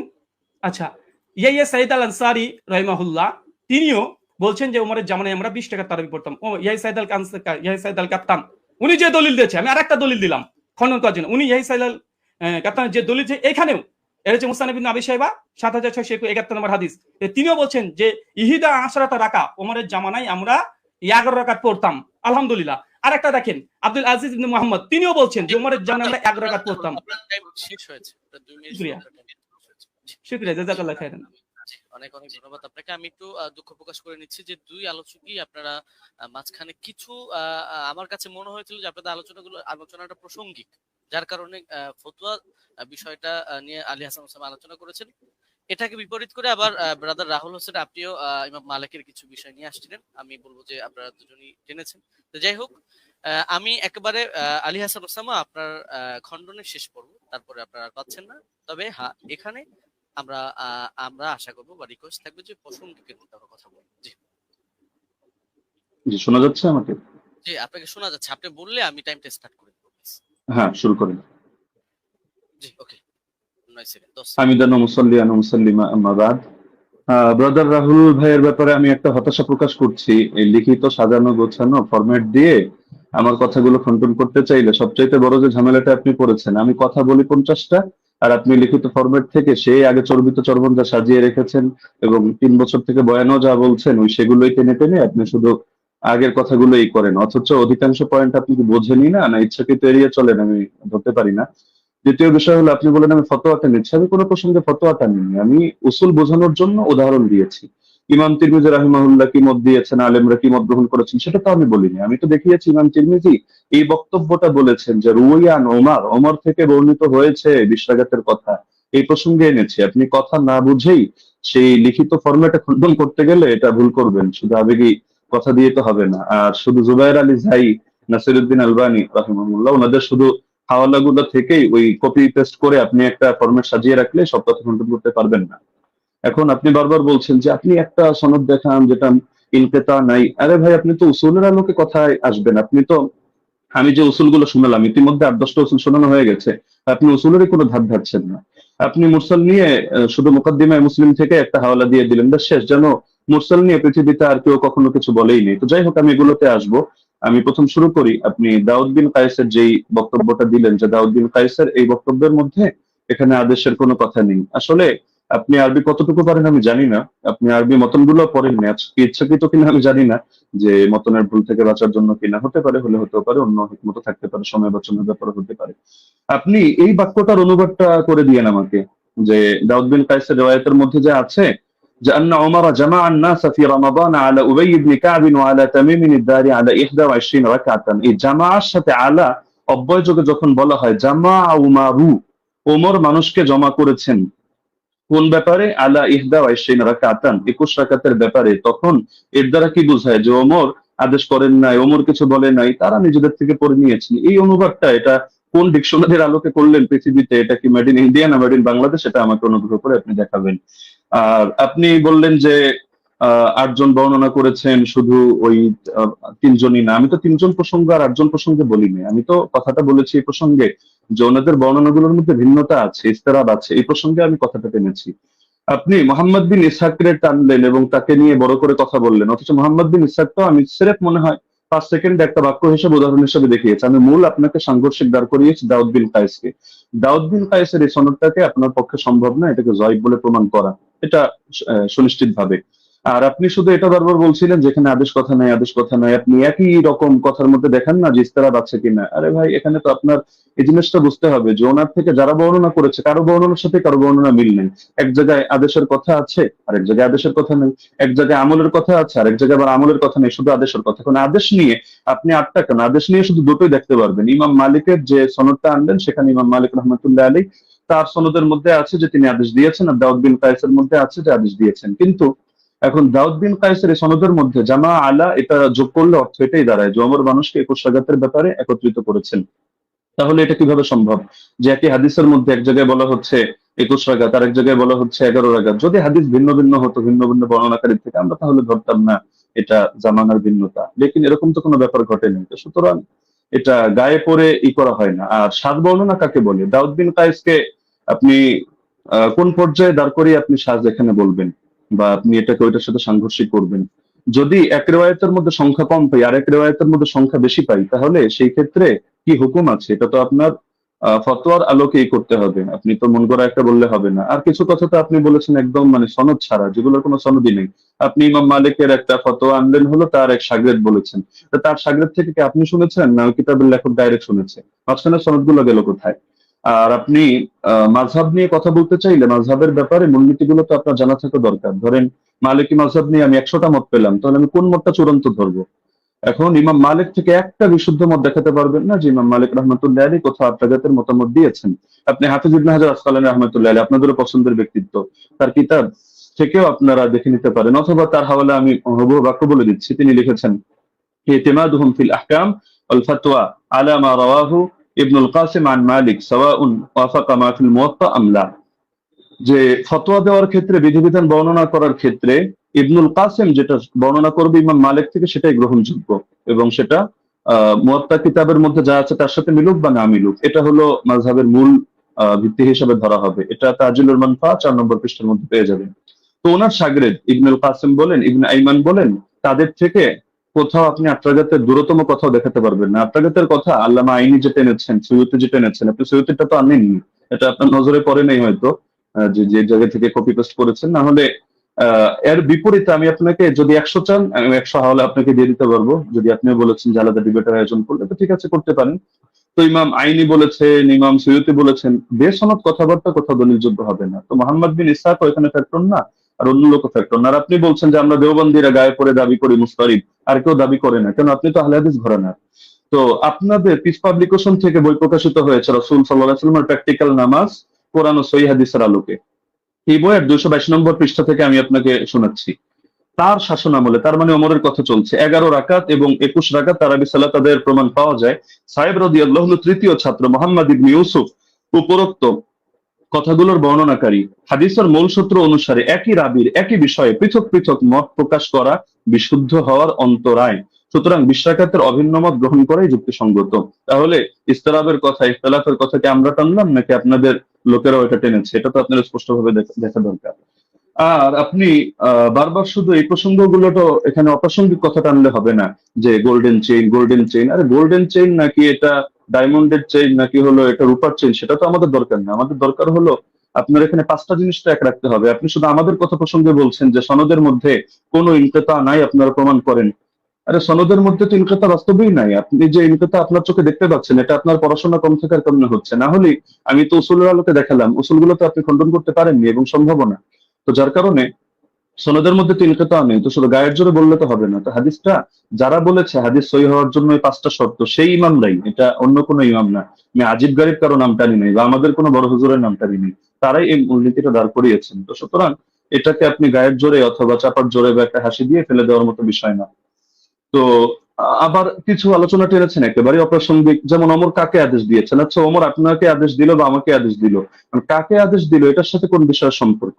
এখন রাজুলান, এই রাজুলান শব্দটা যদি এমন হয় যে পৃথিবীর কেউ কোনোদিন জানতে পারলো না যে রাজুলানটাকে উবাই বিন কাব নাকি তামিম দারি নাকি অন্য কোনো সাহাবী, এটা কি সমস্যা? আমাদের তো আলোচ্য বিষয় এটা, ওমর রাদিয়াল্লাহু আনহু তিনি কত রাকাতের আদেশ করেছেন, আপনাকে 20। 8 পক্ষে আপনি যে দলিল দিয়েছেন সেই দলিলটা মুস্তারিব একটা রিওয়ায়াত, যে রিওয়ায়াতটা গ্রহণযোগ্য না। আপনাদের কিতাবের মধ্যেই লেখা আছে যে না, এই রিওয়ায়াতটা দলিলযোগ্য হয় না। তো সুতরাং এটা তো আমাদের এখানে টেনে লাভ নেই। তার মধ্যে আরো কিছু আলোচনা টেনেছেন একেবারে প্রাসঙ্গিক, যে এমন জিনিস দেখান, এমন জিনিস দেখান, অমুকের আগে কে করেছে, তমুকের আগে কে করেছে, মাদানী রাওয়ি, সিলসিলাতুল জাহাবিয়া, গোল্ডেন চেইন ইত্যাদি। এগুলো দেখানো না দেখানো তো মূল বিষয় না। আপনি অপ্রাসঙ্গিক প্রশ্ন আমিও চাইলে আপনাকে 100টা করতে পারি, কিন্তু আমি পূর্বের অংশগুলোতে একটা অপ্রাসঙ্গিক কথা বলিনি। অতি অল্প সময়ের মধ্যে শুধু আপনাকে আমি মূলনীতিগুলো বলেছি, লেকিন আপনি যেহেতু আগে একটা ফরম্যাট সাজিয়ে এনেছেন, তো যার কারণে মূলনীতিগুলো আপনি করেননি। এই যে আবু জাফরকে নিয়ে আপনি মাঝখান থেকে কথা প্রসঙ্গে টেনেছেন, যদি আমি এগুলো মূল দলিল দেইনি। আরো মজার বিষয় হলো আপনি এমন কিছু খণ্ডন করে দিয়েছেন যেটা আমি বলিই নাই। আবার আমি যেটা বলেছি এমন অধিকাংশ পয়েন্ট দিয়েছেন বাদ দিয়ে কয়েকটা রিওয়ায়াত বললেন যে আপনি এটা বলেছেন, আমি হতাশ, অথচ এটার জবাব এটা, অথচ সেটা আমি বলিনি। তো মাঝখানে আবু জাফরকে টেনে এনেও আপনি দাঁড় করিয়ে দিলেন যে আবু জাফর এটা সর্বসম্মতিক্রমে যায়িফ, কিছু কারণও টানলেন, অথচ আবু জাফর মুখতালাফি যায়িফ না। যদিও এটা মূল আলোচনা, প্রাসঙ্গিক ভাবে বলছি, মুখতালাফি যায়িফ না। তাকে নিয়ে ইখতিলাফ হওয়া ভিন্ন জিনিস, আর চূড়ান্ত ভাবে যায়িফ হিসেবে স্বীকৃত হওয়া ভিন্ন জিনিস। আপনি যে মত টানলেন এই মতের মধ্যেও তো আপনি মিস্টেক করেছেন। দেখা যাচ্ছে আলবানী রাহিমাহুল্লাহ এক্ষেত্রে এই কাজটা করেছেন, সদুকুন এই শব্দটা বাদ দিয়ে পরবর্তী যে কথাটা তিনি ভুল করেন ইত্যাদি, তার মধ্যে সমস্যা, ওই কথাটা টেনেছেন। তো সদুকুন হুকুমটা বাদ দিয়ে দিয়েছেন। অথচ আবু জাফরকে নিয়ে যদি দেখেন, ইয়াহয়া ইবনে মাইন সিকা বলেছেন, ইবনু আবি মারিয়াম বলেছেন তার হাদিস লেখা যাবে, সমস্যা নেই। ইবনুল মাদিনী বলেছেন সে আমাদের দৃষ্টিতে সিকা। ইবনু আম্মার মাউসিলি বলেছেন সিকা। আবু হাতিম বলেছেন সিকা, সাদুক, সালিহুল হাদিস। জাকারিয়া সাজি বলেছেন সাদুকুন লাইসা বিমুতকিনিন। ইবনু আদি বলেছেন লাহু আহাদিসু সালিহা ওয়াকাদ রাওয়া আনহু الناس واحاديثها عامتها مستقيمه وارجو انه لا باس به। ইবনু সাদ বলেছেন কানা সিকা। হাকিম বলেছেন সিকা। ইবনু আব্দুল বার বলেছেন হুয়া ইনদাহুম সিকা আলিমুন বিতাফসিরিল কোরআন। এগুলো আরো দেখতে পারেন আপনি তাহযিবুত তাহযিব 10 নম্বর খণ্ড 62 নম্বর পৃষ্ঠা। তো আবার তার থেকে কি কি দুর্বল বর্ণনা, এগুলো আলাদা লিস্ট আপনি পাবেন হাফিজ ইবনে আদির কিতাবের মধ্যে, আল কামিল, যেটা 5 নম্বর খণ্ড 255 পৃষ্ঠা। সেখানে দেখবেন এই তারাবি সংক্রান্ত রিওয়ায়াতটা তিনি টানেননি।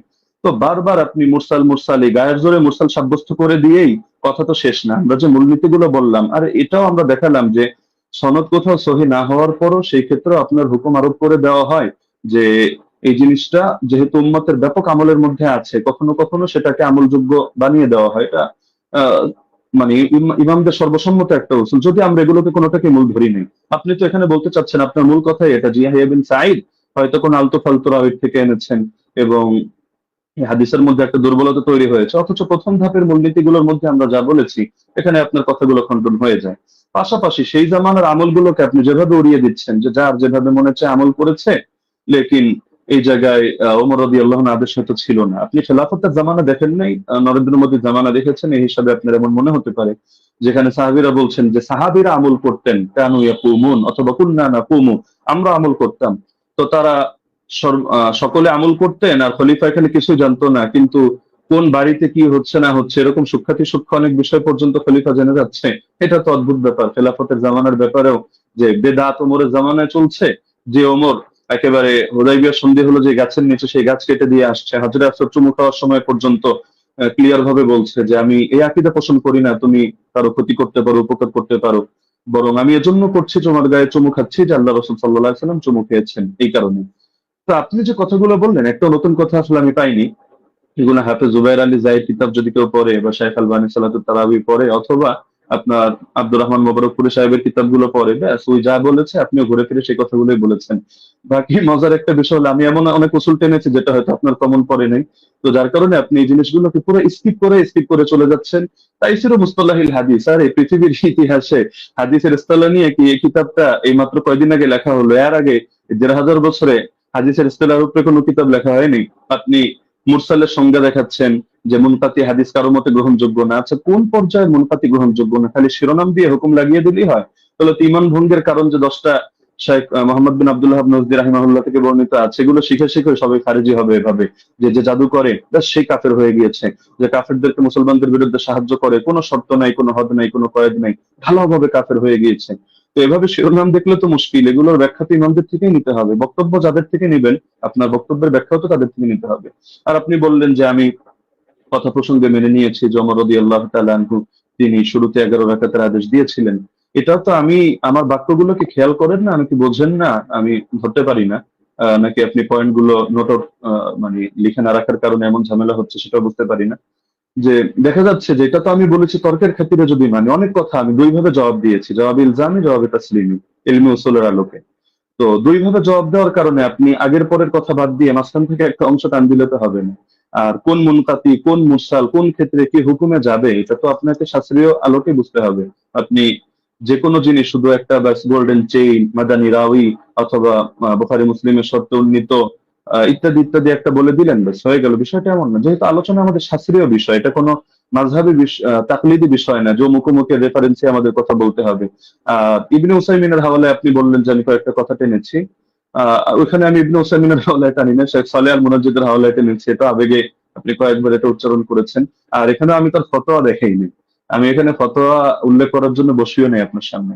এখানে আমি দেখিয়েছি যে তারা সকলে বিআমরিহি, অর্থাৎ এটা যে ওমরের আদেশে হয়েছে এই বিষয়টা তারা অস্বীকার করে নিয়েছেন। তো সুতরাং মানে যে জিনিসগুলো আপনার স্পষ্ট, তো সেই জিনিসগুলোকে গায়ের জোরে তো আপনি প্রমাণ করে নিতে পারবেন না যে না এই জিনিসটা এই প্রশ্ন আমি আপনাকে ছুড়ে দিলাম, এটার জবাব দেন, ওটার জবাব দেন, ওটার জবাব দেন, না দিলে বেশ তাহলে সাব্যস্ত হলো আমার কথাই সহি। বিষয়টা তো এমন না, শাস্ত্রীয় মূলনীতি। আপনি এই আলোচনা শেষ হওয়ার পর ঠান্ডা মাথায় বসেন, আমি নতুন কোনো কথা আপনাকে ছুড়ে দিচ্ছি না, যেহেতু আপনি খণ্ডন করার সময় পাবেন না, এটা আসলে আদবের দাবি না। ছুড়লে আমি ছুটতে পারি, আপনি ভবিষ্যৎবাণী করে দিয়েছেন যে এমন কৌশল হয়তো আপনি করবেন, আমরাও বুঝি না, এত বোঝার দরকার নেই। আহ আমার ব্যাপারে খারাপ ধারণা আপনি অযৌক্তিক ভাবে রাখারও কোনো কারণ নেই। আর আমি তো আপনার মতো পুরোনো ডিবেটারও না যে এখানে ডিবেটের কৌশল খাটিয়ে আমি আপনাকে পরাজিত বা অপমানিত বা লাঞ্ছিত করতে চাবো না। আপনি আমার দিনী ভাই, মহাব্বতের ভাই। আপনি কাফের মুশরিকদের বিরুদ্ধে যে কাজ করেন আমি এগুলোকে শ্রদ্ধা করি এবং উৎসাহ দিই, দোয়াও করি। আগামীতেও আমি আশা রাখি আপনি কাজগুলো কন্টিনিউ করবেন। তো সুতরাং আপনার সাথে আমার কোনো দ্বন্দ্ব নেই, কোনো ভিন্ন কিছুও নেই। আল ওয়ালা আল বারা, এই আকীদাই তো আমরা ইসলাম থেকে লালন করি। তো সুতরাং অপ্রাসঙ্গিক কথা না টেনে আপনি মূলনীতির আলোকে বিষয়গুলো বোঝেন। প্রয়োজনে আপনি এই ভিডিওটা এটা শেষ হওয়ার পরও লাইভ স্ট্রিমিং আপনি ঠান্ডা মতো 10 বার শোনেন, 20 বার শোনেন, প্রয়োজনে মুযাকারা করেন। কোন ভুল যদি আপনার কাছে মনে হয় আপনি স্বীকার করে নেন, সমস্যা নেই। আর যদি মনে হয় না ভুল না আপনারটা সঠিক, ঠিক আছে, আপনি স্থির থাকেন। বাকি সারা দেশ তো দেখছে, তারা বিষয়গুলো সঠিকভাবে বিবেচনা করবে। আমরা তো এখানে কোনো বিচারক নির্ধারণ করে বসিনি। তো যার কারণে পুরো দেশ এটা কমন সেন্স দিয়ে বিবেচনা করবে। জাযাকাল্লাহ, আমি সেকেন্ড সময় অতিরিক্ত নিচ্ছি না। জি, মুফতি আলী ওসামা, আপনি চাইলে 2 মিনিট ইউজ ব্যবহার করতে পারতেন, বাদ বাকি আপনি না, করেননি। ব্রাদার রাহুল বলেন। যে আমাদের খণ্ডন যে 2টি পর্ব ছিল, 2টি শেষ হয়েছে। এখন আপনারা শুধু 5 মিনিট করে সময় পাবেন। এটা হচ্ছে রিভিউ পর্ব, অনুসংখ্য পর্ব। এই পর্বে আপনারা 5 মিনিট করে আলোচনা করতে পারবেন। নতুন কোনো তথ্য আপনারা অ্যাড করতে পারবেন না এই পর্বে। হ্যাঁ, আমি ব্রাদার রাহুল হোসেন আপনার কাছে যাব এবং আপনি বললে আমি আপনার টাইমটা শুরু করব। জি, শুরু করুন। জি, বিসমিল্লাহ। তো শেষ থেকে শুরু করি। ওস্তাদ জি বারবার কয়েকবার অভিযোগ করলেন বারংবার যে আমি জুবাইর রিজাই আর আলবানির বই পড়ে এসে বসে পড়েছি। কার বই থেকে ইলম নিয়েছি? সালাফদের থেকে তো আমরা ইলম দেবো, তাই তো? আলেমদের কাছ থেকে, কোনো জাহেলের কাছ থেকে তো নিইনি, তাই না? আমি তো আপনাকে বলতে পারি যে মৌলানা আব্দুল মালিক সাহেবের বই থেকে ঢের প্রমাণ দেখেছি। তো তার কাছ থেকে জ্ঞান নিয়েছি, আপনার কাছ থেকে জ্ঞান নিই। বিভিন্ন জায়গা থেকে জ্ঞান নিই। আমি জ্ঞান আমার উপরে এলহাম আসবে না, এটা অন্তত আপনি মানেন যে আমার প্রতি এলহাম আসবে না। আলেম ওলামাদের বই পড়েই আমাদের এখানে আসছে, এসে আলোচনা করা। তো এখানে তো এতরাজ করার অভিযোগ মানে কি আমি বুঝলাম না। 2 নম্বর, তিনি বললেন যে আমি নাকি এমন কিছু অভিযোগের জবাব দিয়েছি, যেহেতু আগে থেকে স্লাইড তৈরি করে রেখেছি, এই জন্য নাকি আমি তাল খয়ে ফেলেছি। আমি অবাক হয়েছি, যে ভাবলাম যে ওস্তাদ জি হয়তো অনেক কিছু মানে একদম ইলমে হাদিসের অনেক কিছু নিয়ে আসবে। এসে আমি অবাক হয়েছি, না কিছুই নিয়ে আসেনি। একটা মুত্তাসিল সনদই পেশ করতে পারেনি। তার জন্য আমি অনেক কিছু ভেবে অনেক কিছু রেডি করে গেছি। দুর্ভাগ্য যে আমি যা রেডি করেছি তার 30% দলিল দিতে পারিনি। আমি একদম নিশ্চিত, আমি যদি আজকে ওসামা যে ওস্তাদজির মানে মানে ওসমার জায়গাতে থাকতাম, ওস্তাদজির পক্ষে থাকতাম, তাহলে আমি এর চাইতে ঢের দলিল দেখাতে পারতাম। ঢের দলিল দেখাতে পারতাম। আমার কাছে 20 টাকার পক্ষে আরো অনেক দলিল ছিল, অনেক দলিল, কিন্তু ওস্তাদজি দিতে পারেনি, না দেয়নি, না কি আমি বুঝলাম না। তো যাই হোক, সেটা একটা আলাদা বিষয়। এখানে লাস্টে তিনি ঘুরে দিলেন যে এটা ইনকেতা। ইনকেতা কেমন ইনকেতা? জি, আপনার চেয়ে তো অনেক বড় বড় উস্তাদজিরাই তো আমাকে শিখিয়ে দিয়েছে এটা ইনকেতা। যেমন দলিল নামাজে মাসাল বই তো দেখালাম, তিনি ইনকেতা স্বীকার করে নিয়েছেন, মুরসাল স্বীকার করে নিয়েছেন। জাফর আহমদ উসমানী বলছে মুরসাল, ইনকেতা আছে, বিচ্ছিন্নতা আছে। আমি আপনাকে পরিষ্কার চ্যালেঞ্জ করেছি, জবাব আপনি এখন পর্যন্ত দিচ্ছেন না। যে হাদিস সহিহ হওয়ার জন্য 5টা শর্ত। প্রথম শর্ত, হাদিস মুত্তাসিল হতে হবে। হাদিস কি মুত্তাসিল? মুত্তাসিল না, বিচ্ছিন্ন ঘটেছে। ওলামারা স্বীকার করে নিয়েছে। আজ যদি আপনি অস্বীকার করতে চান, জনসাধারণ দেখছে, জনসাধারণ দেখছে, এমন খেয়ানত অন্তত করাটা উচিত নয়। যেখানে আমাদের মৌলানা আব্দুল মালিক, আব্দুল মতিন সাহেব স্বীকার করে নিয়েছে ইনকেতা ঘটেছে, আর আপনি এসে বলছেন যে ইনকেতা ঘটেনি। ইনকেতা ঘটেছে, তারা মূর্খ। এখন মৌলানা আব্দুল মালিক মতিনকে যদি মূর্খ বলতে চাই, বলতে পারবে, তবে আমি বলতে চাই না। 3 নম্বর, তিনি বললেন যে দাউদ বিন কায়েসের হাদিসের জমা হওয়ার কথা আছে। ধরে নিলাম, আচ্ছা আছে, জমা হওয়ার কথা আছে। আচ্ছা ওস্তাদ জি, এটা কি ইনসাফ? মোহাম্মদ বিন ইউসুফ থেকে টোটাল 8 জন বর্ণনা করছে তারাবি রাকাত, 5 জন বর্ণনা করছে 11 রাকাতের পক্ষে, এই 6 জন। আর মাত্র দাউদ বিন কায়েস বলছে 11 রাকাত। তাহলে 7 যদি হয়, কোনটা হবে? দাউদ বিন কায়েসের বিরুদ্ধে মোহাম্মদ বিন ইউসুফের 5 জন শাগরেদ আছে। এই 5 জনকে উড়িয়ে দিয়ে দাউদ বিন কায়েসের হাদিসটা আপনি গ্রহণ করতে চাচ্ছেন? এটা কোথাকার রাসূল, একটু আমাকে জানিয়ে দিবেন। আর 2, দাউদ বিন কায়েসের আমি আরেকটা অংশ বলেছি, ওটা আপনি হয়তো হজম করতে পারেননি, কারণ এই দলিলটা নতুন আপনার কাছে, বুঝতে পারেননি। আমি বলেছিলাম যে দাউদ বিন কায়েস তিনি আরেকজন তার ছাত্রের কাছে ইমাম ফারাবি কিতাবুস সিয়াম থেকে দলিল দিয়েছি, যে তিনি বলেছেন ওমর রমজান মাসে তারাবির জামাত শুরু করেছে, কত রাকাত উল্লেখ নেই। এবং মুসান্নাফ আব্দুর রাজ্জাক ওই সনদে ওখানে আছে দাউদ বিন কায়েস ওয়া গায়রহু, এবং আরেকজন বর্ণনা করছে, কে বর্ণনা করছে উল্লেখ নেই। এখানে দাউদ বিন কায়েস রাহিমাহুল্লাহ তিনি অন্য ছাত্রকে বলছে কোন রাকাতে কথা উল্লেখ করেনি। তাই যদি সাজ হতে হয় 21 টাকাতে বর্ণনা সাজ, কেন দাউদ বিন কায়েসের বিরুদ্ধে 5 জন 1 রাকাত বর্ণনা করেছে। ইয়াইয়া সাইদ আল কাত্তানের মতো রাবি আছে, কাকে চাই আর, কে দরকার আর? ইয়াইয়া সাইদ কাত্তান এর মতন ব্যক্তি আছে, তারপর অন্য কাউকে দরকার? 5 জন। তাই দাউদ বিন কায়েসের হাদিসই যঈফ হবে, সাজ হবে মোহাম্মদ বিন ইউসুফ থেকে, বাকি 5 জনের হাদিস কোনোভাবেই না দাউদ বিন কায়েসের হাদিস। অতএব মানে এই হাদিসে এসে সাজ হওয়ার কারণে জয়ীফ। প্রথম কথা। এখানে বলছেন যে ইমাম মালিক থেকে নাকি আমি প্রমাণ পেশ করতে পারবো না, যে ইমাম মালিকের ছাত্ররা, কারণ যে মাযহাবের আমি মত বর্ণনা করব সেই মাযহাবের ইমাম থেকে দেখাতে হবে। আমি মনে ভুলে গেছেন, আপনি যে কাসেম থেকে বর্ণনা পেশ করেছেন, ওই কাসেম থেকে দেখিয়ে দিয়েছি। ইবনুল কাসিম ইমাম মালিকের ছাত্র সাং বলছে যে ইমাম মালিকের যুগে 36 রাকাত হতো, কিন্তু ইমাম ইবনে কাসিম নিজে বলছে যে আমি, ইমাম মালিক বলেছেন যে ফি নাফসি, আমার জন্য ইহিদ আশারা, আমি 1 রাকাতকে গ্রহণ করেছি। মানুষ কি পড়ছে ইমাম মালিকের জামানায়। ইমাম মালিক কত গ্রহণ করেছে? কত? তিনি 1 রাকাত। আমি আপনাকে 2-3টে প্রমাণ দেখেছি। বদরুদ্দিন আইনের কথা বলেছেন, বলছে সনদবিহীন। সনদবিহীনের কথা যদি আসে গোটা ফিকে হানাফিকে ডিস্ট্রাই করে দেওয়া যায়, অন্তত এরকম এসে বেইনসাফি করবেন না। আর এখানে আরেকটা বিষয়, যে উনি বললেন যে আমি আবু জাফর রাজিকে নিয়ে কিছু কথা বলেছি, উনি নাকি দলিল পেশি করেনি। ওস্তাদ জি একটু মাঝে মধ্যে পানি খাবেন, তাহলে একটু স্মৃতিটা একটু ভালো থাকবে। আপনি বলে দিয়েছেন ঝুলে, মনে নেই? আপনি বলেছেন আবুল আলিয়ার হাদিস আছে। আবুল আলিয়ার হাদিসের রাবি কে? আবুল আলিয়ার হাদিস মুক্তারা, আল মুক্তারা, আল হাদিসুল মুক্তারার মধ্যে আবু জাফর রাজি আছে। তাই হুজুর মাঝে মধ্যে একটু পানি খাবেন। আপনারা হয়তো অনেক পড়াশোনা করেন, মাঝে মধ্যে অনেক কিছু আছে দিয়ে মানে কি বলছি কি হচ্ছে হয়তো এগুলো শুনতে পাচ্ছেন না। তো সর্বোপরি কথা হচ্ছে এটা, মুয়াত্তা মালিকের যে হাদিস আলহামদুলিল্লাহ গোল্ডেন চেন, এবং মুয়াত্তার উপরে যে অভিযোগ করেছিলেন যে দাউদ বিন কায়েস এখানে যঈফ, দাউদ বিন কায়েসের হাদিসে শায, ইমাম মালিক মুয়াত্তা মালিকের হাদিসের পক্ষে 7 জন আর হাদিস বর্ণনা করছে আলহামদুলিল্লাহ। আর 2 নম্বর, ওস্তাদজি যতগুলো দলিল দিয়েছে সব সনদে ইনকিতা আছে। উনি এটাকে যতই জোর করে প্রমাণ করার চেষ্টা করুক যেটা ইনকিতা সনদ গ্রহণযোগ্য, আমিও প্রমাণ করে 4 জন মুহাদ্দিসের কথা নকল করেছি। ইনকিতা মুরসাল হাদিস যঈফাই, 200 নামাজের মাসালাও আছে, সে মুসলিমাও আছে আলহামদুলিল্লাহ। ধন্যবাদ আপনাকে, ধন্যবাদ, অনেক অনেক ধন্যবাদ। 5 মিনিট আপনি আলোচনা করেছেন। আমি আলী হাসান ওসামা আপনার কাছে যাব এবং আপনি 5 মিনিট সময় পাবেন। এখানে নতুন কোনো তথ্য আপনি অ্যাড করতে পারবেন। জি, শুনতে পাচ্ছেন আমাকে? আপনি বললে আমি টাইমটা শুরু করব। জি, শুরু করুন। 10 সেকেন্ড। হামিদান ওয়া মুসাল্লিয়ান ওয়া মুসাল্লিমা ওয়া বাদ। ব্রাদার রাহুল কিছু কথা বললেন যেটা আপনাদের মূলনীতির বাইরে ছিল। এটা তিনি বহুতবারই দিয়েছেন, আমি এটাগুলো এড়িয়ে গিয়েছি। লাস্ট এই পর্যায়ে আমি বলি যে তিনি বললেন যে আমার জায়গায় থাকলে আরো দলিলের ভান্ডার খুলে দিতেন। দলিলের ভান্ডার খোলার প্রয়োজন নেই তো। আমার সামনে যে নোট আছে, আমি তো ঘোষণা দিয়েছি, দেখেছেন যে আমি বিষয়ে কিতাব রচনা করছি, শীঘ্রই বের হবে। তো সুতরাং দলিলের ভান্ডার নামিয়ে বসলে তো আর কিতাবের ঘোষণা অগ্রিম দেওয়ার কথা না। কিন্তু সবগুলো দেওয়ার কোনো প্রয়োজনই মনে হয় না, কিছু জিনিসের রুচি হয়নি। আপনি যেমন একটাকে টেনে আরেকটার সাথে নিয়ে দাঁড় করিয়ে দিচ্ছেন। আপনি বলছেন যে 8 জন বর্ণনা করেছে, আমি কেন শুধু দাউদ বিন কায়েস আর মোহাম্মদ বিন ইউসুফের কথা আমি কেন টানছি বারবার, যেটা শাগিরদের মধ্যে টেনেছি এ কারণে আমি বলেছি বাকি কোনোটার মধ্যে আপনি 8 জন না আপনি 100 জন দেখেন, কোনোটার মধ্যে আদেশের কথাই নেই। আপনি তো মূল পয়েন্টটি টেনেছেন এটা, বা আমাদের আলোচ্য শিরোনামই এটা যে ওমর রাদিয়াল্লাহু আনহু কত রাকাত তারাবির আদেশ করেছেন। আপনি পানি তো অনেকবার খেয়েছেন, আরো খাবেন সামনেও। পানি খাওয়া হয়ে শেষ করে আপনি মজলিস শেষ করে আপনি প্রয়োজনে দেখেন যে ইয়াহিয়া বিন সাঈদ কাত্তানের মতো ব্যক্তি বারবার যে বলছেন, বা আব্দুল আজিজ বিন মোহাম্মদ দারাওয়ারদির কথা বলবেন, যাদের কথা আপনি বলেন তাদের রিওয়ায়াতগুলোর মধ্যে আদেশ করেছেন এই শব্দটা আছে কিনা। আচ্ছা, দাউদ বিন কায়েসকে আমি এজন্য দাঁড় করিয়েছি যে এখানের কথার অর্থ আর আপনি যেই সনদটা টেনেছেন ইমাম মালিকের, সেই কথার অর্থ হলো সেম। আর এই যে সনদটা ইমাম মালিকের সনদে যে কথাটা আপনি টেনেছেন, এটা বিভিন্ন কিতাবে আসলেও কিন্তু কারোর সাথে কারো তো মিল নেই। মূল কথা তো এটাই রেওয়ায়েতের, যদিও অনেকজন রেওয়ায়েত করেছেন, কিন্তু শুধু এই আদেশ আর নিষেধ অথবা রাকাতের বিষয়টা নিয়ে সমস্যা এমন তো না, প্রচুর ভিন্নতা। এক জায়গায় দেখা যায় উবাই বিন কাব তামিমদারির নাম আছে, আরেক জায়গায় নাই। আরেক জায়গায় হলো শুধু আদেশ করেছেন এই কথাটা আছে, কিন্তু আমল কি ছিল তাদের, আদৌ কি তারা এটা আমল করেছেন না সিদ্ধান্ত চেঞ্জ করেছেন সেটার কথা নাই। আরেক জায়গায় দেখে যে শুধু আমলের কথা আছে, আদেশ আদৌ করেছেন কিনা এটার কথাই নাই। তার মধ্যে আপনি বললেন যে আবুল আলিয়া এটা কোন সনদের মধ্যে আছে, যে আমি উবাই বিন কাব প্রসঙ্গে যে কথা টানলাম ওটার মধ্যে আছে।